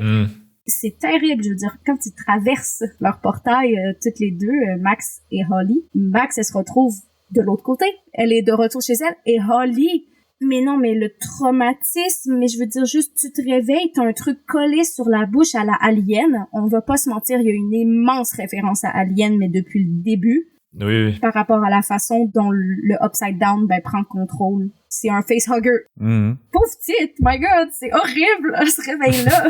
C'est vrai, mais c'est une belle évolution du personnage en tout cas, mais sa relation avec Max aussi, tout ça, comme vous avez dit. Et l'évolution du personnage qui au début, c'est une petite fille innocente, tout ça, qui pense avoir un ami imaginaire, et puis après elle se met, on lui explique vraiment ce que c'est, elle arrive à vraiment, parce qu'au début t'es pas sûr si elle si elle croit Max ou pas, elle a des doutes ou pas, tout ça, mais bon, par rapport aux autres enfants qui eux sont focus, on a été sauvés par lui, machin, je sais pas quoi. Non, bon personnage, bon passage, en tout cas. Ouais, celui-là, j'ai bien aimé. Moi, j'aime bien toujours on la voit pas souvent, mais les rares passages avec Erika, la petite sœur de Lucas. Oh, mais Erika. J'adore cette actrice, elle est trop drôle, quoi. C'est vraiment dans la saison 3-4 qu'elle prend avant, on la voyait en personnage. Pas trop, hein. Oui, non, c'est ça, c'est pas un personnage qui évolue, mais c'est un personnage vraiment tertiaire, quoi, on va dire. Et je vais d'ailleurs, vu qu'on parle de Erika, je vais faire un petit crochet sur le prof. Encore un personnage. Le professeur. C'est pas un personnage principal, le prof. Mais lui, on le voit comme personnage secondaire depuis le début. Un vrai personnage installé depuis le début. Et pour avoir revu saison 1 et 2 récemment, vraiment, chaque fois qu'il vient, mais qu'est-ce que je l'aime, ce prof. Je veux dire, on veut tous un prof comme ça. Il est tellement passionné, il est à l'écoute de ses élèves. Puis à chaque fois que Dustin appelle le prof pour demander un truc qui n'a pas de bon sens, lui, il est là et genre, ben oui, tu fais ça, tu fais ça, tu fais ça. J'ai adoré qu'il revienne. Et j'ai adoré qu'on lui explique ce qui se passe. C'est peut-être pas crédible, mais c'est sympa. Mais deux personnages que, par contre, j'aime toujours pas, moi, et depuis le début, et même sur cette fin, c'est Nancy et Jonathan. Ils m'agacent depuis le début, ils m'agacent toujours autant. Tu veux dire qu'on aurait pu les faire mourir bien avant ? Peut-être. Même au niveau de l'évolution, je trouve qu'ils ont pas tellement d'évolution au cours de la série. Et puis John Run, au niveau acting, ou alors c'est le personnage qui est écrit comme ça, mais... Ben, c'est difficile à dire, ouais. Qu'est-ce qui me laisse indifférent, quoi. Enfin, ils ont quand même leur scène où ils sont tous les deux en même temps que Dustin et Steve. La scène Titanic, là, ouais. Voilà, ils ont leur scène à eux en même temps que les autres qui se bastonnent. Eux, ils ont leur scène dans la pièce toute blanche qu'ils font, là. Moi, j'avais pas compris s'ils se remettent ensemble, s'ils se séparent. Apparemment, ils se séparent. Oui, c'était pas très clair. Je pense que c'était fait exprès. Mais ouais, a priori, ils se séparaient, mais... Enfin, voilà. Honnêtement, je suis assez d'accord sur le fait que ces deux personnages-là m'ont toujours un peu agacée. Je pense pas au même point que toi. Mais oui, il y a toujours eu un petit quelque chose qui m'agace. Puis honnêtement, depuis qu'ils sont ensemble, je me suis toujours dit, qu'est-ce que vous faites ensemble? On sent pas d'alchimie ou de... Ouais. Ben en fait, il y a un moment où est-ce que tu crois qu'il y avait quelque chose, justement, à cause du shared trauma, dont il parle à plusieurs reprises, d'ailleurs, au fur et à mesure des saisons. Ils ont des traumatismes qu'ils ont partagés, ils ont vécu des trucs, quoi, je veux dire, c'est quand même fou. Mais c'est pas assez pour avoir une relation saine, c'est pas assez pour avoir quelque chose de vrai aussi. Et la scène de break-up, je l'ai bien aimée. Moi, j'ai tout aimé, genre, je suis horrible, je suis désolée. J'ai tout aimé. Tu as le droit. J'ai tout aimé avec nuance, mais moi ça j'ai bien aimé parce que certes j'ai trouvé ça long, je l'ai trouvé long leur monologue. C'est vrai c'était une des scènes assez longue, ouais. Celle-là c'était long, ça aurait pu être fait de façon plus condensée, mais dans l'optique où est-ce que ils ont essayé de s'en sortir, ils vont mourir parce que a priori ils seraient morts. Genre si le plancher avait pas figé, j'étais même honnêtement presque un peu, j'ai pas compris c'était quoi cette matière. C'est la matière exotique là. Ça, j'ai pas aimé. Je comprends pas c'est quoi. Et puis là, soudainement, ils peuvent marcher dessus. Pardon. Mais mis à part ça. En plus, s'ils avaient marché dedans, là, pendant que ça se fige, ils auraient été coincés dedans. Ben ouais. Heureusement qu'ils étaient sur la table. Voilà. Ah, mais c'est vrai que c'était très Titanic, hein. Sauf que les deux pouvaient rentrer sur la table. Ouais. Mais je me suis posé la question si quand même il allait pas sauter pour laisser, pour laisser Nancy sur la table. Ouais, c'est vrai, je me suis dit ça aussi, ouais. Ils auraient tué quelqu'un. Et ils auraient peut-être pu. Mais ils auraient pu, l'un des deux ou les deux, ouais. Non, franchement, là, oui, ceux-là, c'est pas ceux auxquels on était plus attachés, je pense. Je dois avouer, par contre, que toutes les scènes de badass de Nancy, moi, je les aime bien, juste parce que je trouve ça bien, cette fille-là, au début, tu sais, quand tu la vois, elle envoie vraiment pas cette vibe. Oui, elle a toujours eu un truc courageux. Elle a toujours eu du guts. Oui. Elle a toujours eu du guts, toujours été quand même de tête forte. Mais on s'attend pas de Nancy qu'elle sache bien tirer. On s'attend pas de Nancy. Oui, ça par contre. Mais c'est un exemple juste parce que celui-là il est réutilisé. Mais je veux dire, on s'attend pas de ça d'elle. Et justement, ça lui pose problème dans la saison 3 quand elle travaille à la radio. Au journal. Pas à la radio, pardon, au journal. Oui, c'est une tête forte. Elle veut donner ses idées dans un monde où est-ce que peut-être que une petite fille qui parle, on l'écoute pas. Et dans une époque où c'était vraiment moins commun. Et elle vit la condescendance. Et genre ça aussi, j'ai trouvé ça bien ce moment-là parce que c'est réaliste, genre vu l'époque, mais c'est réaliste aussi vu de la vie. Et donc dans leur petite conversation, j'attendais le moment où ce qui se laisse. Et j'ai trouvé ça beau, certes pas nécessaire et bizarrement placé. Mais j'ai aimé comment le texte a été écrit à ce moment-là pour faire le genre de break-up en expliquant viens on se laisse avec la petite bague présentée et tout et qui réalise qu'en fait c'était se marier ça a jamais été la solution et que c'est pas suffisant juste avoir un shared trauma pour être bien. Parce qu'il y a beaucoup de gens je pense qui c'est facile de s'attacher avec quelqu'un avec qui t'es confortable. C'est facile dans la vie, je pense. Et genre, j'ai trouvé que c'est une belle leçon, entre guillemets, de justement, c'est pas juste parce que tu t'entends bien avec quelqu'un et parce que, vous avez plein de points en commun que c'est pas forcément suffisant. Parce que c'est tellement facile dans les séries, les points des amours, là, je veux dire, il y a des fois où est-ce que t'es juste comme, man, pourquoi vous êtes ensemble?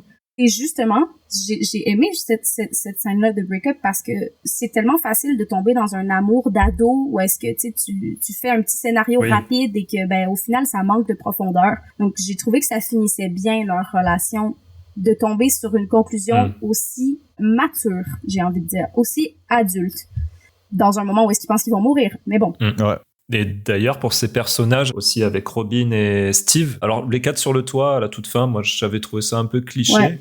Mais c'est surtout que je m'imaginais qu'en fait, ils vont quand même s'éloigner au fur et à mesure, et même si tout ce qu'ils ont traversé ensemble, je sais pas si ça suffira au fait qu'ils se revoient après, au fil des ans et tout. Bon, c'était un peu triste à voir, et voilà. Ouais, cette scène, elle était un peu curieuse. Mais je suis d'accord. Et puis le fait que ça soit encore un triangle amoureux, là, au début, hein, entre Steve et comment il s'appelle Jonathan, voilà. Et Nancy. Au début, c'est encore triangle amoureux, quoi. Tu te dis, mais ils sont encore bloqués là-dedans, quoi, en train en compétition, là, qui monte le premier dans la tour et tout ça. Par contre, le moment, justement, où est-ce que, ils partent à courir et t'as juste, genre, Nancy qui regarde Robin, les deux, ils se regardent, ils sont genre, what? Ils sont épuisés. Oui. C'est vrai, ouais. Tu sais, c'est le genre de truc, tu vas pas juste ouvertement dire, ouais, bon, arrêtez de faire votre petit truc de macho, là. Mais juste ce regard de complicité, ça m'a fait beaucoup rire.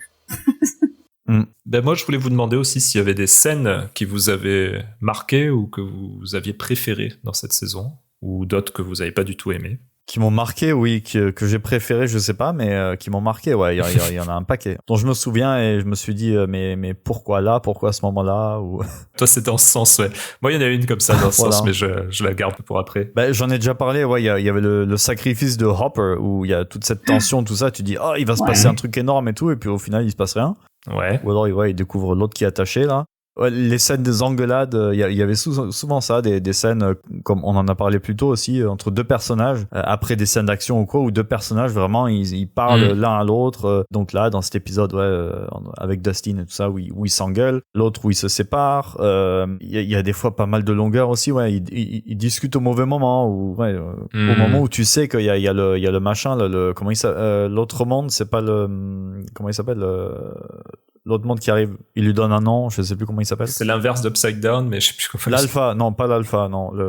Ah non, les abysses, tu veux dire? Oui, voilà, ouais, les abysses. Au moment où les abysses, on sait que ça commence à venir.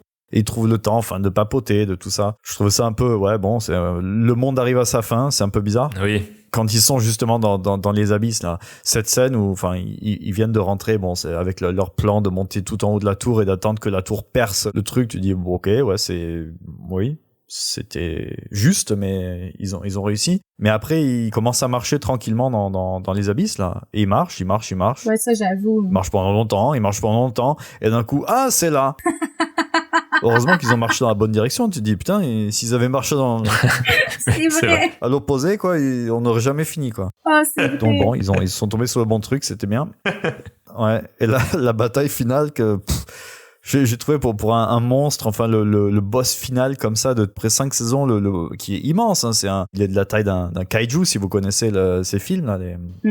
Il est énorme, il est effrayant, il est tout ce que tu veux.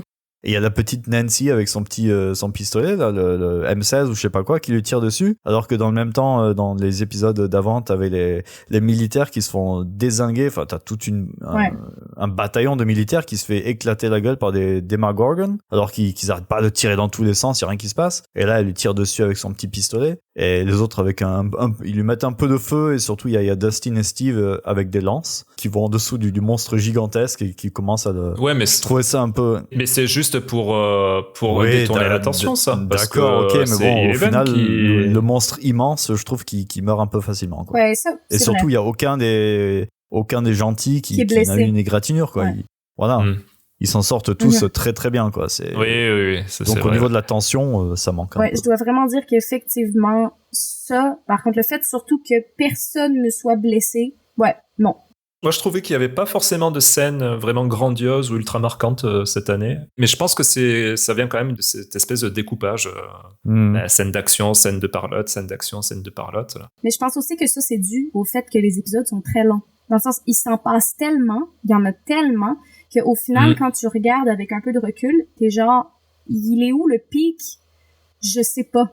Oui. Il y a que dans l'épisode 1 où effectivement il y avait la scène de Home Invasion, là, quand il y a le Demogorgon qui vient chercher Oli, celle-là, elle était... Ouais, ça c'est vrai, ça c'était cool, ouais, ça c'était bien. Avec la tension dans la baignoire et tout, là c'était... Aussi, j'ai bien aimé quand, justement, une autre fight avec le Demogorgon, justement, quand ils essaient de distraire Henry. Ah oui, ils sont chez la famille de Derek, non, c'est ça? Oui. Ah, puis qu'est-ce que c'était drôle que, Erika, elle empoisonne la famille. Ah, là, oui. Wow. Ça m'a tellement fait rire. Ouais. Oui, c'est vrai. Mais tu sais, quand ils installent du fil barbelé, ils font un trou dans le plancher et tout. Bon, est-ce réalisable? Peut-être pas. Est-ce que c'était bien? Oui. Je m'excuse, oui. Moi, j'ai bien aimé. Moi, j'ai aimé. En plus, j'étais en plein de travaux. À ce moment-là, je disais, ah ouais, c'est facile quand même de casser aussi vite des trucs et tout. C'est des maisons américaines. En plus, une maison de riche, quoi. Genre, on pensait que ce serait mieux foutu. Ben ouais.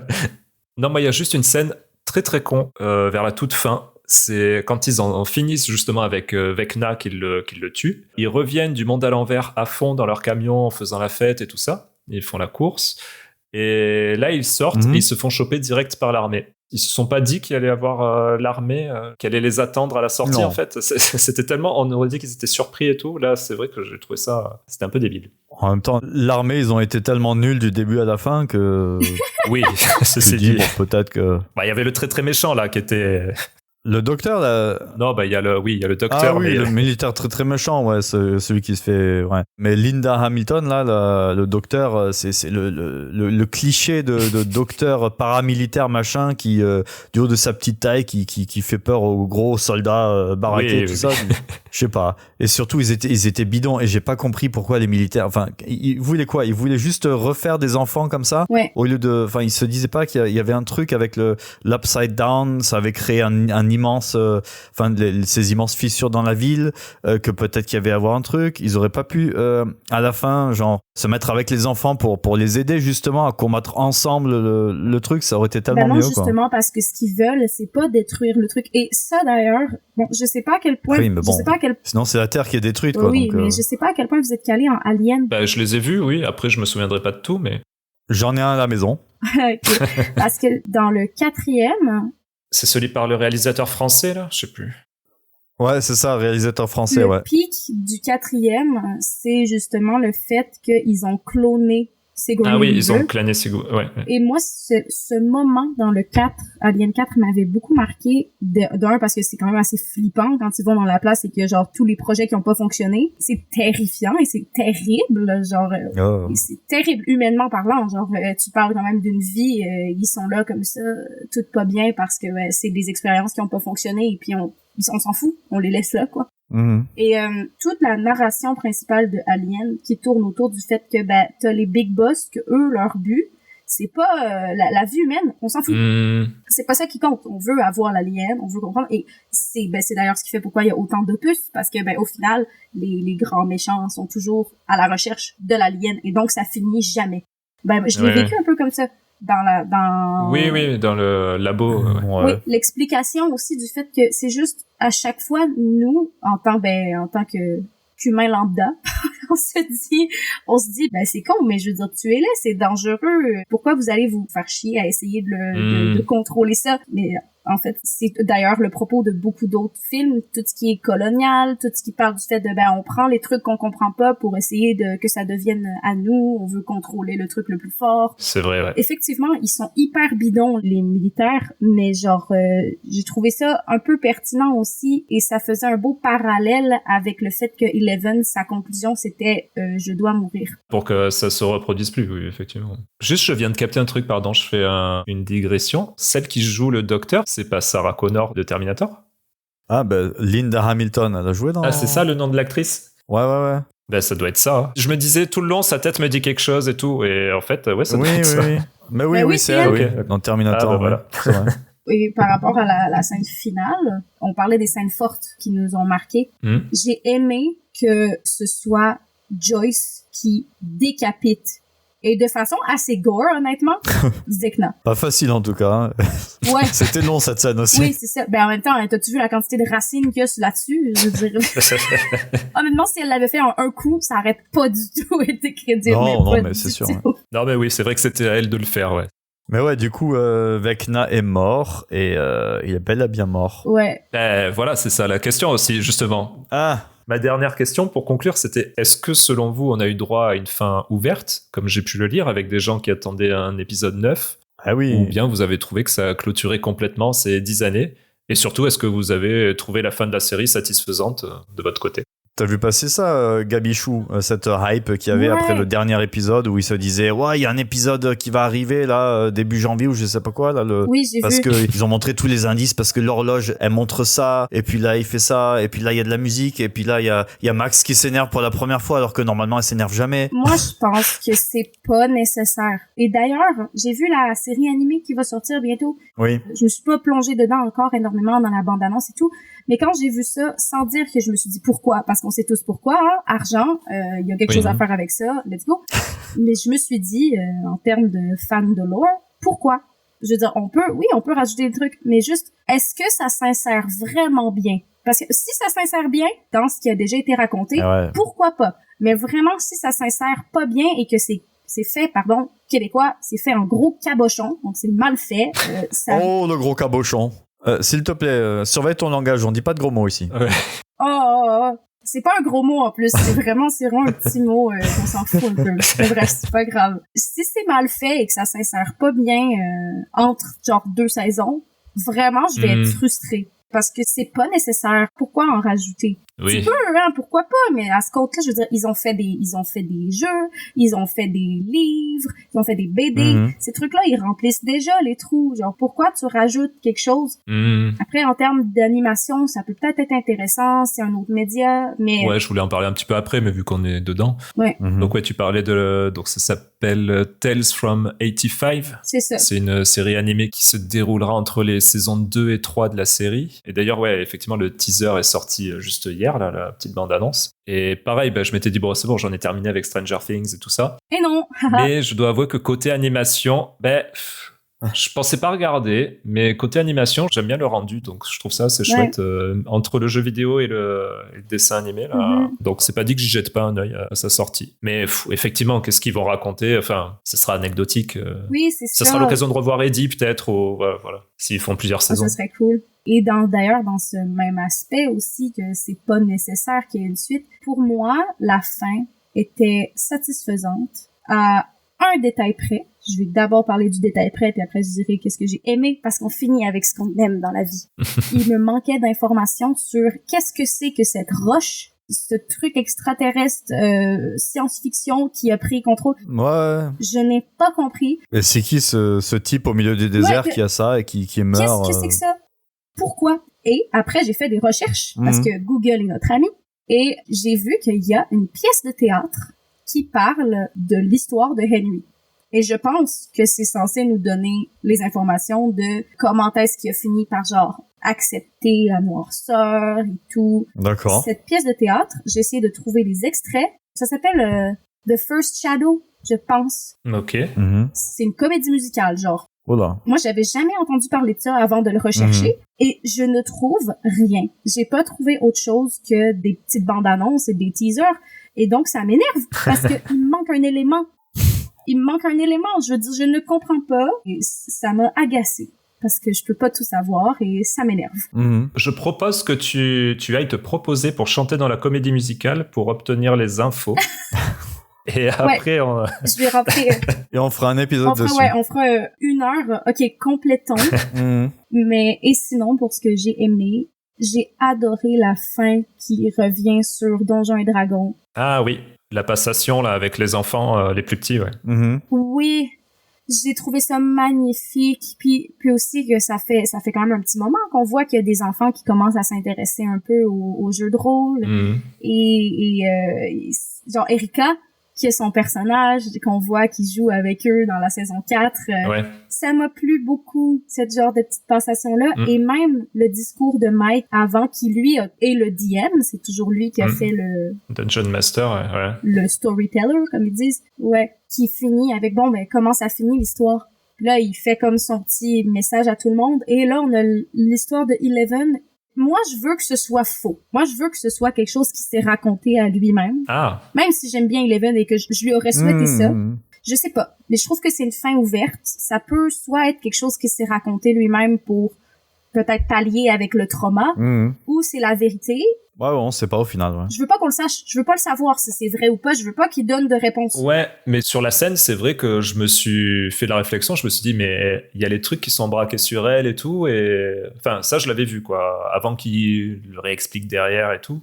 j'avais vu qu'il y avait les trucs qui étaient braqués sur elle et que en fait ça lui faisait rien, donc je comprenais pas trop aussi. Alors de toute façon ça reste une fin semi-ouverte on va dire, mais je pense pas qu'il y ait besoin de conclure plus que ça en fait. C'est pour ça j'ai pas trop compris ce qu'attendaient les fans qui pensaient à un épisode 9, mais en tout cas moi là j'ai beaucoup aimé la saison en elle-même, j'ai pas tant aimé que ça parce que c'était très long et il y avait un réel manque de rythme. Par contre, le dernier épisode de 2 heures, moi j'ai beaucoup aimé et je trouvais que c'était une assez bonne surprise et que ça concluait bien les 10 années passées à suivre cette série, quoi. Je m'attendais à une fin un peu ratée et finalement, je l'ai trouvé plutôt soignée et puis on a pu dire adieu à tous les personnages. Donc moi, ça me convenait, ouais.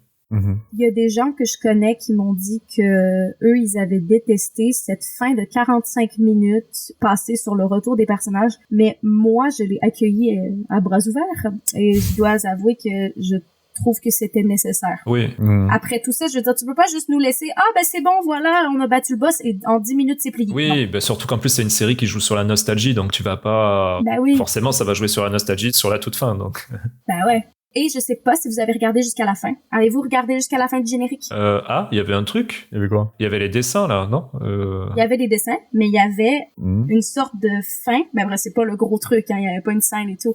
Mais il y avait une fin qui montrait une sorte de livre, un peu comme un livre de Donjons et Dragons, un livre de jeu de rôle. Ouais. Et c'était écrit Stranger Things, jeu de rôle avec tout le monde. Et il y avait comme les enfants placés là. Et j'ai trouvé ça chouette, parce que dans le sens pas de se dire c'est tout un jeu de Donjons et Dragons et puis il y a rien de tout ça qui est arrivé, c'est faux. Mais si tu penses plutôt dans l'idée que ça aurait pu être une sorte, pas dans le sens que c'en est un, mais dans le sens que ça aurait pu être ça, tu regardes tout ce qui s'est passé, tu regardes comment les enfants, à chaque fois, ils réagissent et qu'ils font un plan. Ils prennent des décisions. C'est très représentatif de comment tu règles tes trucs en jeu. Moi, je sais pas si vous en faites. Est-ce que vous en faites, vous? Ah non. Non, j'en ai pas fait, mais par contre, je regarde des actual plays, là. Oui, c'est bien. Parce que moi, j'en fais depuis peu. Ok. Jeu de rôle. Et genre, j'ai dit, on embrace la geekness. Ah oui, là. C'est ça. À bras ouverts, ouais. Mais j'adore. Ouais, mais nous, on n'a plus le temps, là. Par an, tu peux plus. Ou alors, il faut jouer avec ses enfants. Mais moi, ils sont trop petits encore. Ben ouais, dans notre party, il y en a 2 qui ont eu des petits de cette année. Okay. Donc, on se voit moins souvent, mais c'est trop bien. Ah oui. On joue quand les enfants sont couchés. Et ouais. S'ils dorment bien. Mais j'ai trouvé ça super quand tu regardes en arrière, tu prends du recul. Effectivement, à chaque fois sur le moment, ils réagissent un peu comme dans un jeu. Tu réagis dans un jeu. C'est une petite touche que j'ai bien aimée. C'est ouais. Et toi, tu as pas parlé de la fin. Qu'est-ce que t'en as pensé, la toute fin? La fin, ça allait à peu près.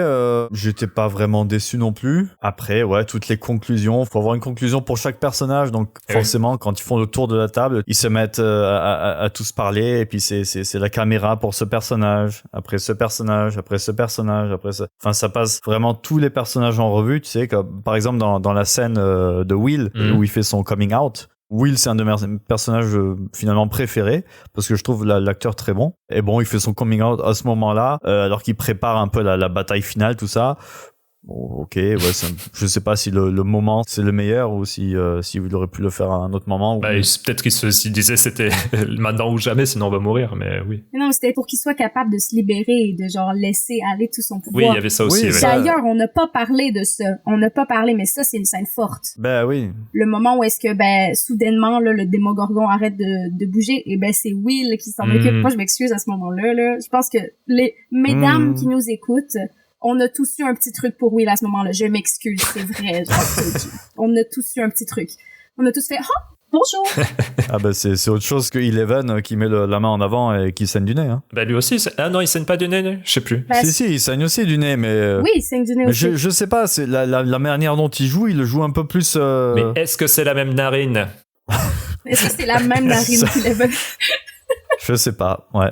Mais c'est vrai que du coup, ouais, il a pris une dimension différente, Will, dans cette saison. Oui, il a été, c'est sûr, ouais. Il s'est un peu, il est comme une chenille qui est dans son cocon et après qui éclot. Il est devenu très très fort et tout ça. Un très beau papillon. Et à la fin, c'est lui aussi qui sauve la mise en paralysant Vecna, c'est ça, ouais, à la toute fin. Non, en aidant à se faire empaler par le pic là. Oui, il y a ça aussi. Ouais. Donc voilà, pour les scènes et pour les longueurs qu'il y avait, donc on en a déjà parlé. Comme il y a beaucoup de personnages et qu'aucun personnage n'est mort, fallait bien avoir le temps de faire chaque personnage, de conclure sur chaque personnage, donc bon, ça a pris du temps aussi. Ah oui, et pour en revenir aux militaires, je me dis, à la fin, ils sont tous prisonniers des militaires, ok, et puis hop, on fait un bond dans le temps, et il n'y a plus les militaires, tout le monde est libre, personne n'a rien. Je veux dire que Hopper, il a quand même tué des dizaines et des dizaines de militaires. Ouais. Oui. Je veux bien que ça soit une opération cachée, secret, de Ference, tout ça, mais il les a quand même massacrés dans cette saison. Ouais, il y aurait eu des répercussions. Ah ouais, quelques répercussions quand même. Ouais, mais là, rien du tout. Et bon, ok. Et là, je sais plus si j'ai loupé peut-être un moment, la famille de Derek, là, ils sont toujours endormis dans la grange? J'imagine qu'ils sont... quelqu'un les a libérés à un moment. Je sais pas, parce que eux, on les enlève, on les endort, on les fout dans une grange, et puis après, on n'en parle plus. Donc, je sais pas. Il y a que Derek qui se réveille. Oui, il y a des petites... Non, sinon après, voilà, il conclut sur tout. Et c'est vrai que 10 ans d'une série comme ça, elle a marqué une génération quand même. Parce que cette série, elle a quand même marqué son époque. En jouant avec la nostalgie, en jouant avec les musiques aussi. Oui, c'est vrai, la musique, on n'en a pas trop parlé, mais... Ouais. Le côté science-fiction, fantastique, tout ça, non, c'était quand même bien fait, quoi, qu'on l'avait ou non.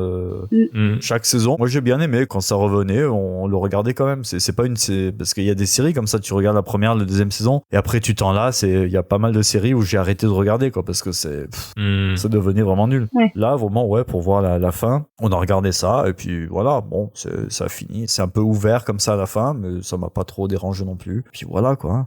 Et je trouve aussi que cette série est arrivée je pense que c'est un tout, mais je sais pas si vous avez vu une sorte de retour au rétro de tout ce qui est années 70 et 80 en ce moment, dans la mode, dans les divertissements, dans la musique. Maintenant, la funk, ça revient dans la pop.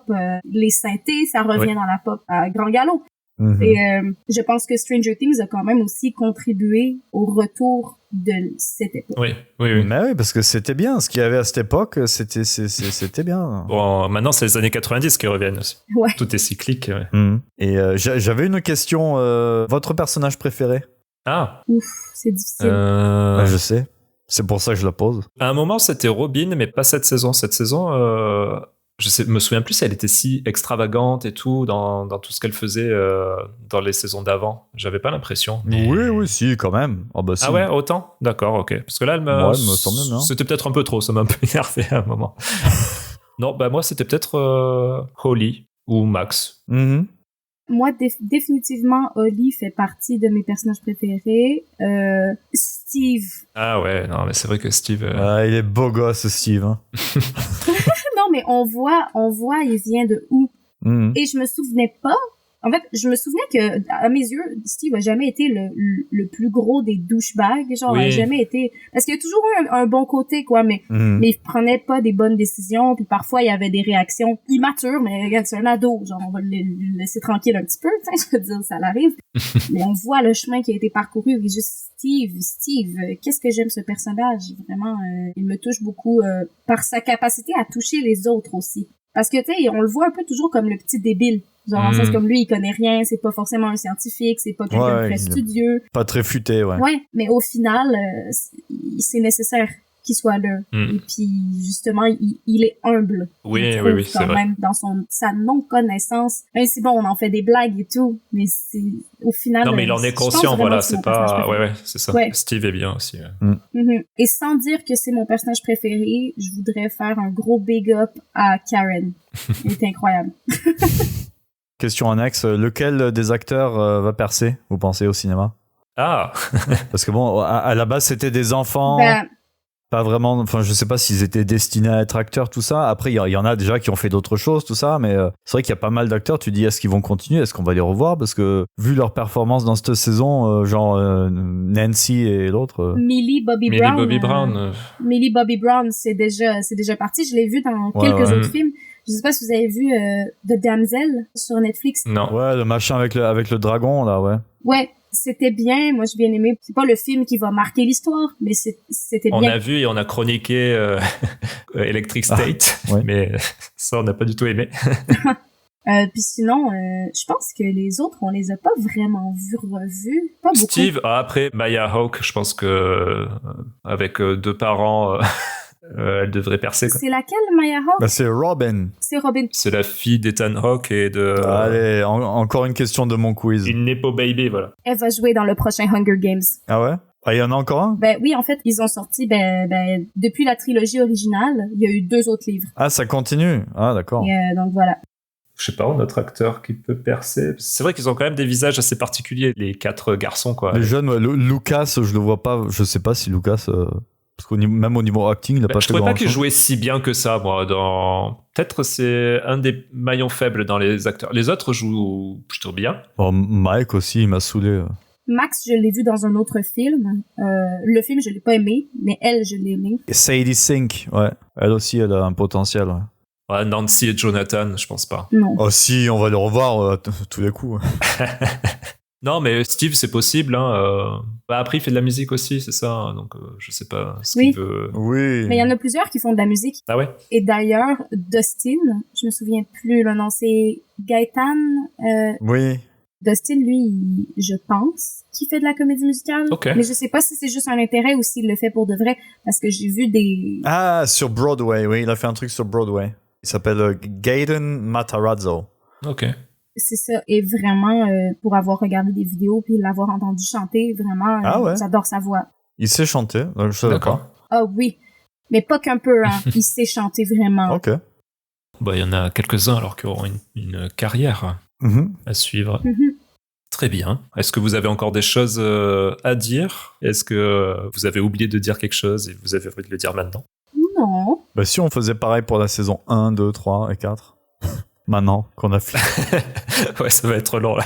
Moi, j'ai les enfants à aller chercher dans moins d'1 heure. Ouais. Dans ce cas, je crois que tu nous as concocté un petit quiz, Uf. Ouais, un petit quiz, il y a pas mal de questions, on va voir. De toute façon, je vais me faire exploser. Ah bah oui, là c'est sûr que Gabichou, on sait qui va gagner. On sait pas qui va gagner, on sait pas. Ne fais pas la Et modeste. déjà, est-ce qu'il y a un cadeau à gagner? C'est quoi qu'on gagne déjà? Ouais, hein. Et est-ce que vous me le livrez? Est-ce que vous me l'envoyez par la poste? Oui, bien sûr, oui. Non, cadeau, j'en ai pas préparé, je suis désolé. Aïe. Moi, je veux un gâteau. Je veux que ce soit ça, mon cadeau.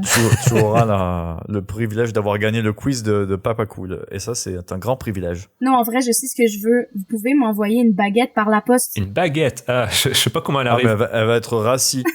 Attends, mais il y a pas des boulangeries chez toi? Mais non, c'est pas pareil. Pour avoir habité en France pendant un temps, vraiment, la baguette, c'est plus pareil. Moi, quand j'étais petite, ma mère, elle m'appelait Miss Pain.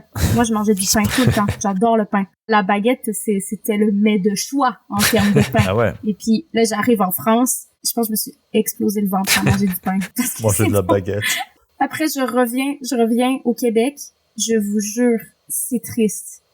C'est pas mauvais, mais c'est pas pareil. Ça a pas le même goût. Moi, je pense que vraiment, en termes de la farine, le blé, il pousse pas dans les mêmes conditions. C'est comme... À moins 21 degrés, ouais. Le lait n'a pas le même goût en France qu'au Québec. Ah ouais. C'est trop bizarre parce que c'est le même truc, tu sais. Mais ça goûte pas pareil.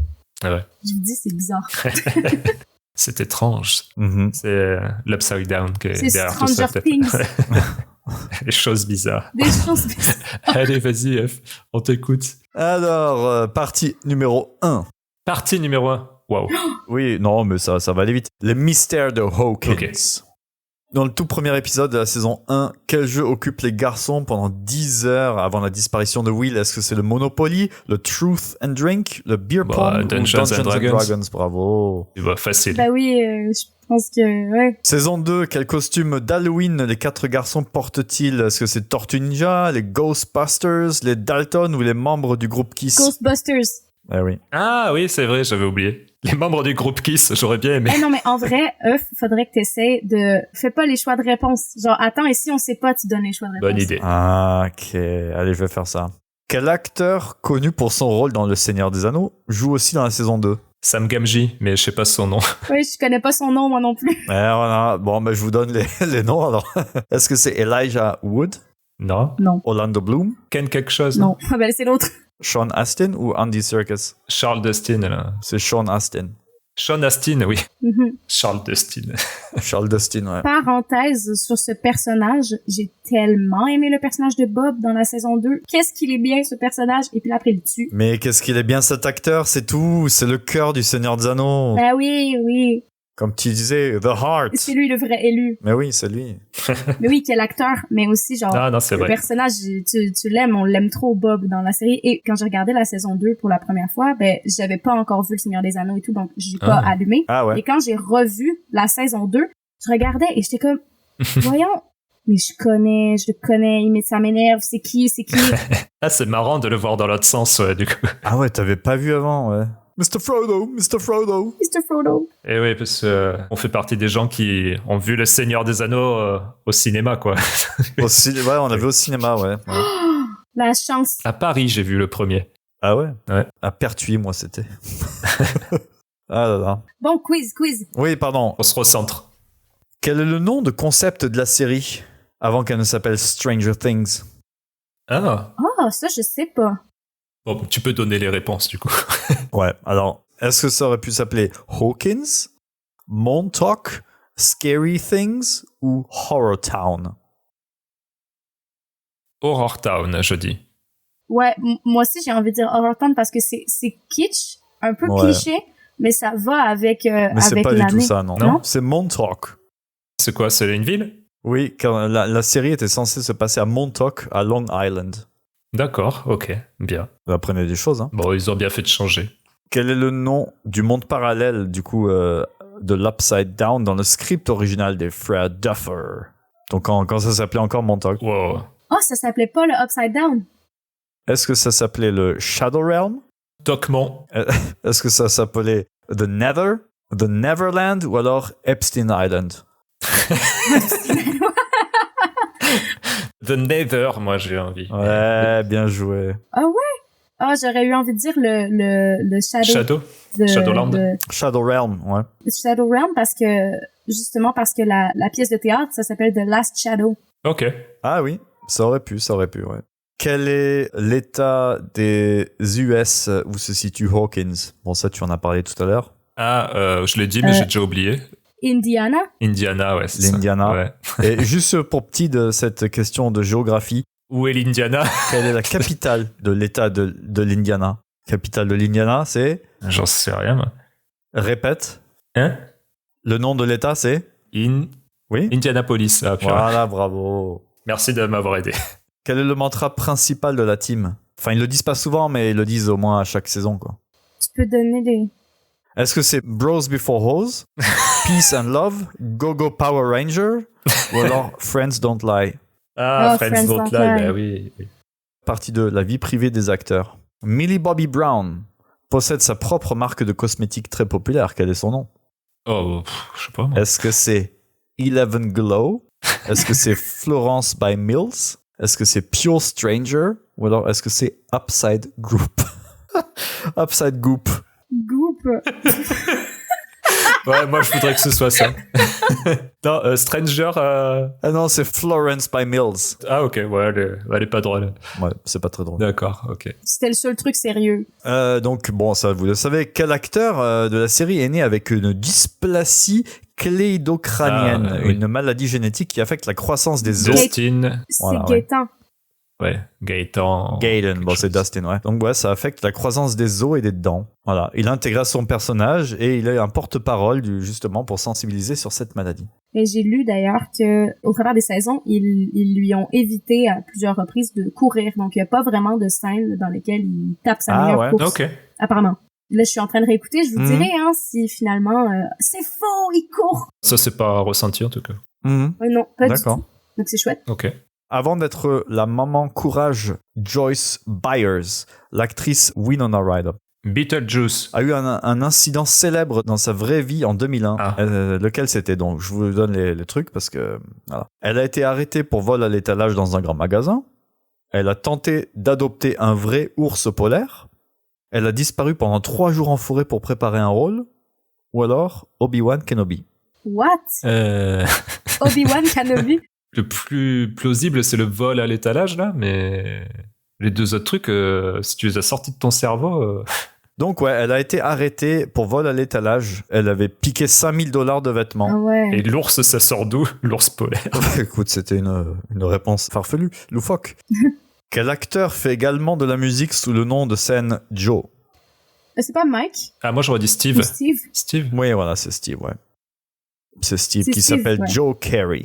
Et son titre End of Beginning est devenu viral sur TikTok l'année dernière.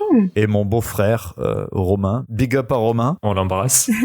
Est devenu fan, du coup, depuis qu'il le sait. Et il joue un peu cette musique. Ah ouais. Vu que c'est un lover aussi avec sa guitare. Quel acteur, ça c'est intéressant, quel acteur parle avec un accent américain, tu vois, alors qu'en fait, ils sont British. Est-ce que c'est donc... Vecna et Millie Bobby Brown. Oh là, attends. Est-ce que c'est Millie Bobby Brown? Est-ce que c'est Charlie Heaton qui fait Jonathan? Ou alors Joseph Quinn qui faisait Eddie? Ou alors tous? Ah. Tous. Ouais, tous. Il y en a plusieurs. Ouais, il y en a plein, hein. Il y en a beaucoup. Il y a Vecna aussi. Vecna aussi, ouais, il a une tête à être British, ouais. Pour les acteurs qui jouent le groupe des jeunes, qui est le plus âgé dans la vraie vie? Je pense que je dirais... Vas-y. Ouais, Moi, je pense que je dirais Mike. Moi, j'aurais dit Lucas. Bravo, c'est Lucas. Ah. Ouais, il a 24 ans. C'est le doyen. Ouais, j'avais vu son âge et je m'étais dit, ah ouais, déjà quand même.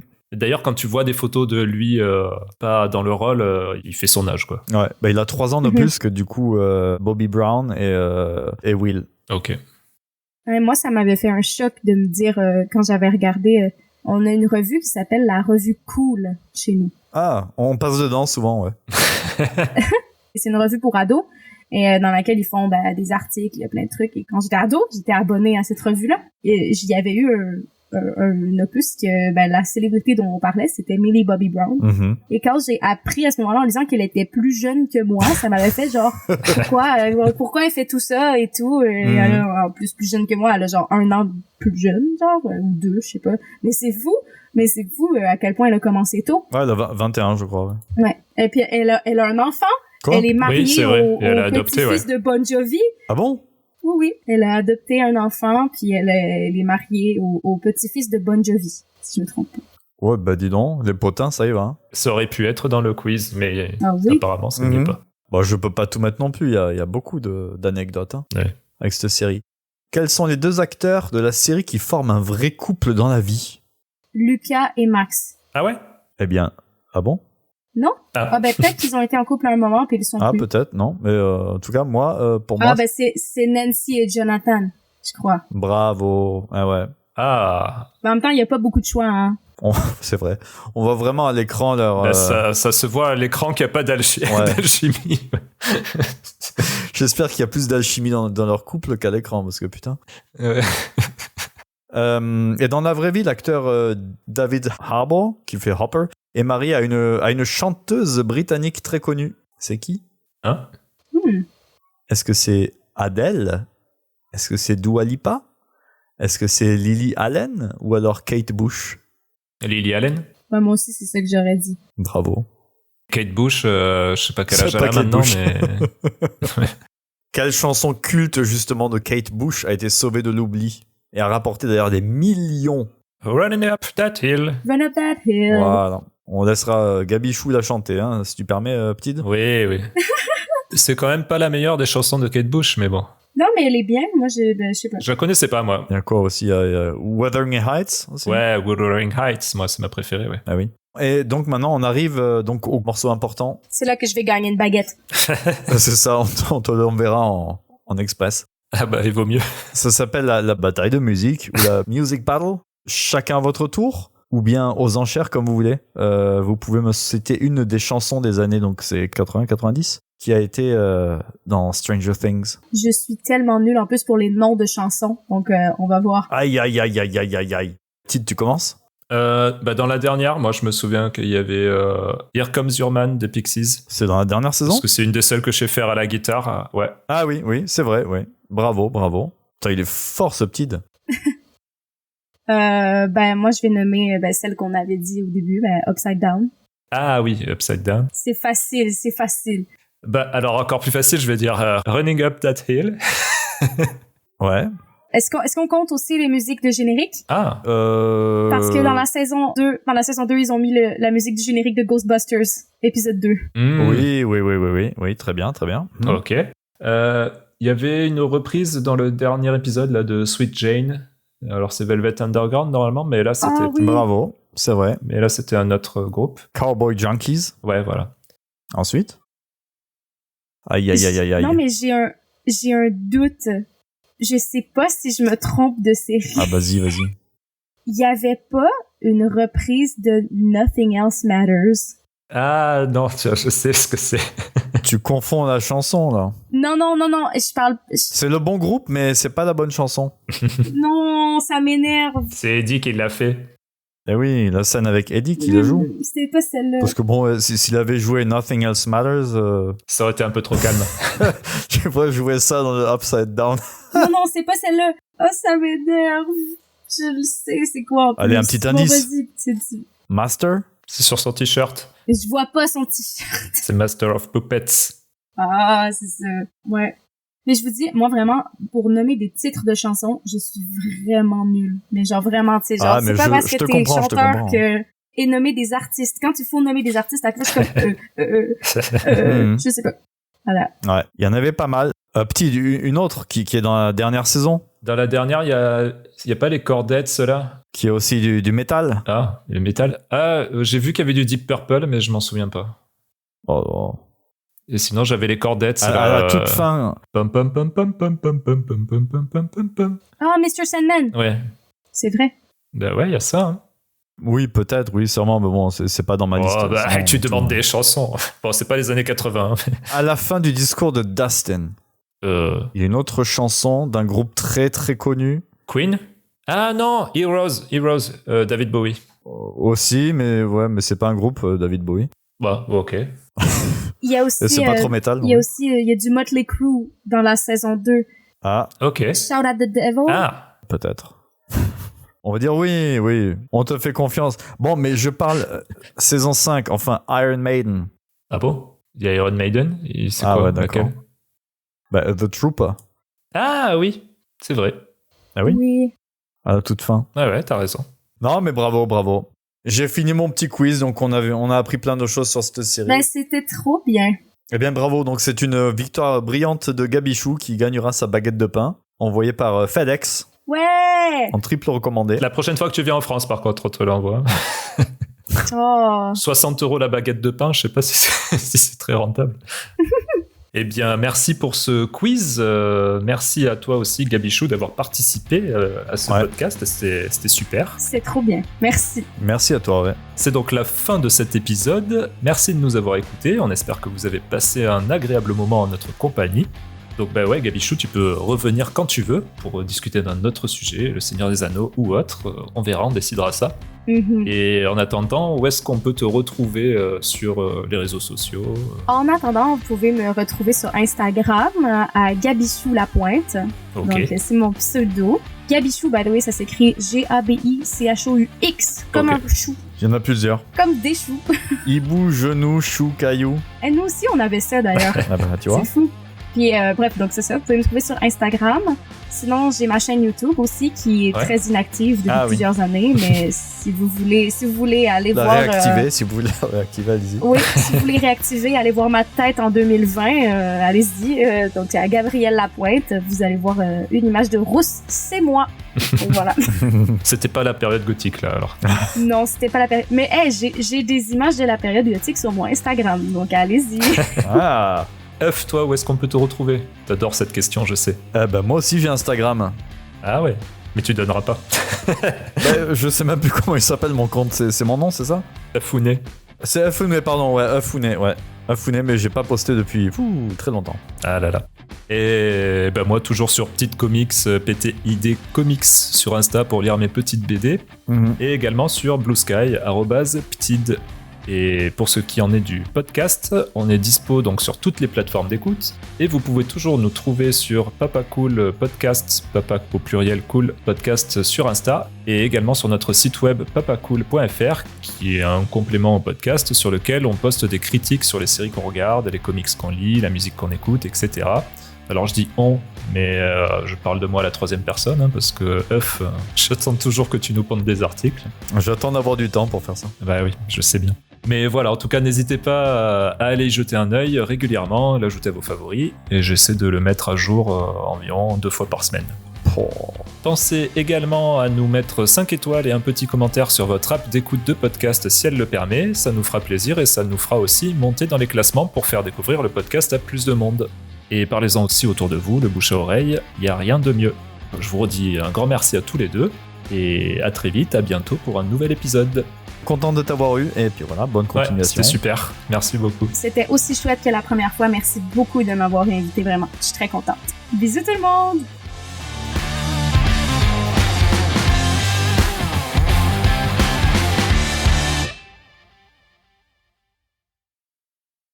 C'est très joli, c'est très joli. Il a dessiné un Demogorgon. Oui. Voilà, c'est Eddie, on l'a retrouvé. Coucou Eddie. Oui, c'est le micro, ça, Eddie, ok? Tu vas prendre le bain? Le bain? Si, il va à 16h? Ils goûtent pas, tes enfants? C'est la crise maintenant.